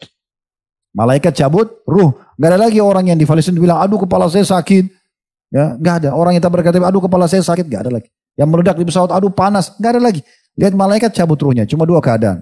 Kata Nabi SAW, kalau orang beriman, ruhnya keluar lebih mudah daripada air dari mulut kendi. Kalau dia orang kafir akan sulit. Ya, sampai menyebar di tubuhnya. Dan Allah jelaskan dalam surah Al-Anfal. Kalau seandainya kalian lihat bagaimana dahsyatnya malaikat mencabut ruhnya orang-orang kafir. Dengan menghantam wajah dan bokong mereka dengan keras. Dan dikatakan rasakanlah panasnya api neraka. Itu cuma keadaannya. Yang tidak ada keadaan yang kedua. Oleh karena itu apa yang membuat kita khawatir? Toh pasti mati di saat itu. Mau nggak mau. Ya. Juga tentunya ya orang yang mati syahid tidak rasakan sakit kecuali cuma seperti cubitan kecil. Dan selesai setelah itu. Semua langit yang terhalang untuk melihat matanya dibuka semua. Dari dia surga, lihat segala macam. Nabi SAW waktu Ja'far bin Abi Thalib, kakaknya Abi Thalib meninggal. Nabi SAW mengatakan sekarang. Sekarang Ja'far lagi terbang di surga. Dengan dua sayapnya. Allah gantikan dua tangannya yang dipotong di perang Mu'tah dengan dua sayap. Dan dia lagi terbang bersama malaikat mengelilingi surganya. Nabi kasih langsung live informasinya. Di saat itu. Ya. Nabi SAW mengatakan Hamzah dimutilasi, dipotong hidungnya, dibelah dadanya. Kata Nabi SAW, aku diperlihatkan Hamzah. Dia akan nanti hari kiamat masuk surga. Bertelekan di dipan-dipannya di surga. Jadi Nabi SAW sampaikan seperti itu. Lalu apa yang buat khawatir? Karena dengan sedikit sakit. Dan kata Nabi SAW, semua ahli surga tidak berharap kembali ke dunia kecuali orang yang mati syahid. Dia berharap kembali ke dunia hanya melalui proses pembunuhannya dia. Ditusuknya, ditebasnya, itu yang dia mau. Baru dia mati lagi. Bukan kembali makan, minum, enggak. Kata Nabi SAW, semua orang yang mati masuk surga tidak berharap kembali ke dunia kecuali orang mati syahid. Karena dia ingin mati lagi terbunuh supaya dapat lagi apa yang seperti dikasih. Karena besarnya apa yang mereka dapatkan. Jadi ini luar biasa. Sedikit pengorbanan, maka akan selesai semuanya. Dan yang ketiga, yang tadi saya bilang, mereka tidak rasa lagi sakit, tidak lagi rasa apa kecuali sakaratil maut saja. Baik, kita tutup teman-teman sekalian dengan adanya jenis-jenis mati syahid yang lain. Selain mati di medan perang. Jadi kalaupun kita mohon sama Allah, Allah misalnya belum kasih kita mati di medan perang. Oke, masih ada mati yang lain. Pokoknya minta aja mati syahid. Karena ini mati mulia. Kata Nabi SAW dalam hadis diriwayatkan Abu Daud, Asyhadatu sab'un siwal qatlu fisabilillah. Orang mati syahid itu ada 7. Selain mati di medan perang. Berarti ada lagi pilihannya. Yang pertama al-mat'un, syahid. Orang yang ya sakit perut ini ya. Dia mati syahid. Maaf, orang yang kena wabah ini. Orang yang kena wabah taun. Mat'un itu adalah orang yang kena wabah taun. Ya, wabah pes atau kemarin corona juga dihakimi oleh para ulama seperti ini. Mati syahid. Yang kedua wal ghariqu syahid. Orang yang tenggelam. Mati syahid. Yang ketiga wasahibu zati jambin syahid. Orang yang kena penyakit tapi di daerah rusuknya ya juga mati syahid. Wal mabtunu syahid. Orang yang meninggal kena sakit perut juga mati syahid. Wasahibul hariq syahid. Orang yang kebakaran juga mati syahid. Walladhi yamutu tahtal hadmi syahid. Orang yang mati di runtuhan bangunan juga mati syahid. Wal mar'atu tamutu bijum'in syahid. Wanita yang meninggal dalam kondisi melahirkan juga syahid. Ya, jadi ada 7 ya. Selain mati di medan perang, berarti 8 dengan mati di medan perang. 7 ini adalah yang pertama, kena wabah yang merata. Ya kayak kita kemarin corona. Yang kedua orang yang tenggelam. Yang ketiga orang yang kena penyakit di sisi tulang rusuknya atau samping tubuhnya. Yang keempat adalah orang yang kena penyakit perut. Yang kelima adalah orang yang kebakaran. Yang keenam adalah orang yang ditimpa runtuhan bangunan. Dan yang ketujuh wanita yang melahirkan atau meninggal dalam kondisi melahirkan. Dalam riwayat Imam Muslim kata Nabi SAW, man qutila fisabilillah fahuwa syahid. Siapa yang terbunuh di jalan Allah maka dia syahid. Wa man mata fisabilillah fahuwa syahid. Dan barang siapa yang mati di medan perang maka dia syahid. Jadi perhatikan ya, ada bedanya yang pertama sama kedua. Orang yang keluar di jalan Allah mati syahid. Kayak antum kalau nuntut ilmu begini, mati itu mati syahid namanya. Karena di jalan Allah, gitu kan? Atau kita lagi silaturahim keluarga, atau kita lagi jenguk orang sakit. Pokoknya kita lagi menuju ke satu perbuatan baik dan kita mati, terbunuh, bukan terbunuh, mati saja, ajal datang, maka dianggap mati syahid. Kemudian orang yang mati di medan perang syahid. Wa man mata fit ta'uni fa huwa syahid. Mati karena wabah, ta'un juga syahid. Wa man mata fil batni fa huwa syahid. Orang yang meninggal karena sakit perut juga mati syahid. Wal ghariqu syahid. Dan orang yang tenggelam juga syahid. Dalam riwayat Imam Bukhari ditambahkan, ini berarti tambahannya. Tadi ada 7, tambah mati di medan perang 8. Yang ke-9-nya, kata Nabi SAW, "Man qutila duna mali fahuwa syahid." Siapa yang terbunuh untuk membela, karena membela hartanya, maka dia mati syahid. Ya, antum punya harta mau dirampas oleh perampok, antum bela, terus terbunuh, mati syahid. Dalam riwayat lain ini tambahannya yang ke-10. Juga siapa yang meninggal, kata Nabi SAW, membela keluarganya, juga syahid. Riwayat lain disebutkan, ini yang ke-11, yang terbunuh karena membela kehormatannya. Dia bela kehormatannya, dia pertahankan dengan keberaniannya, maka juga terbunuh, juga mati syahid. Ini luar biasa gitu ya. Jadi banyak sekali keutamaan atau bagian-bagian orang yang mati syahid itu. Kemudian keutamaan didapatkan teman-teman sekalian. Di antaranya hadis Bukhari, ini kita ringkas-ringkaskan karena banyak sekali ya. Waladhi nafsi biyadi, kata Nabi SAW, demi zat yang jiwaku dalam genggamannya. La yuklamu ahadun fisabilillah. Ya. Dan tidak ada orang yang terluka di jalan Allah. Ya. Wallahu a'lamu bima yuklamu fi sabili. Dan Allah lebih tahu siapa yang luka di jalannya. Illa ja yawmal qiyamati al-launu launu damin warrihu rihul misk.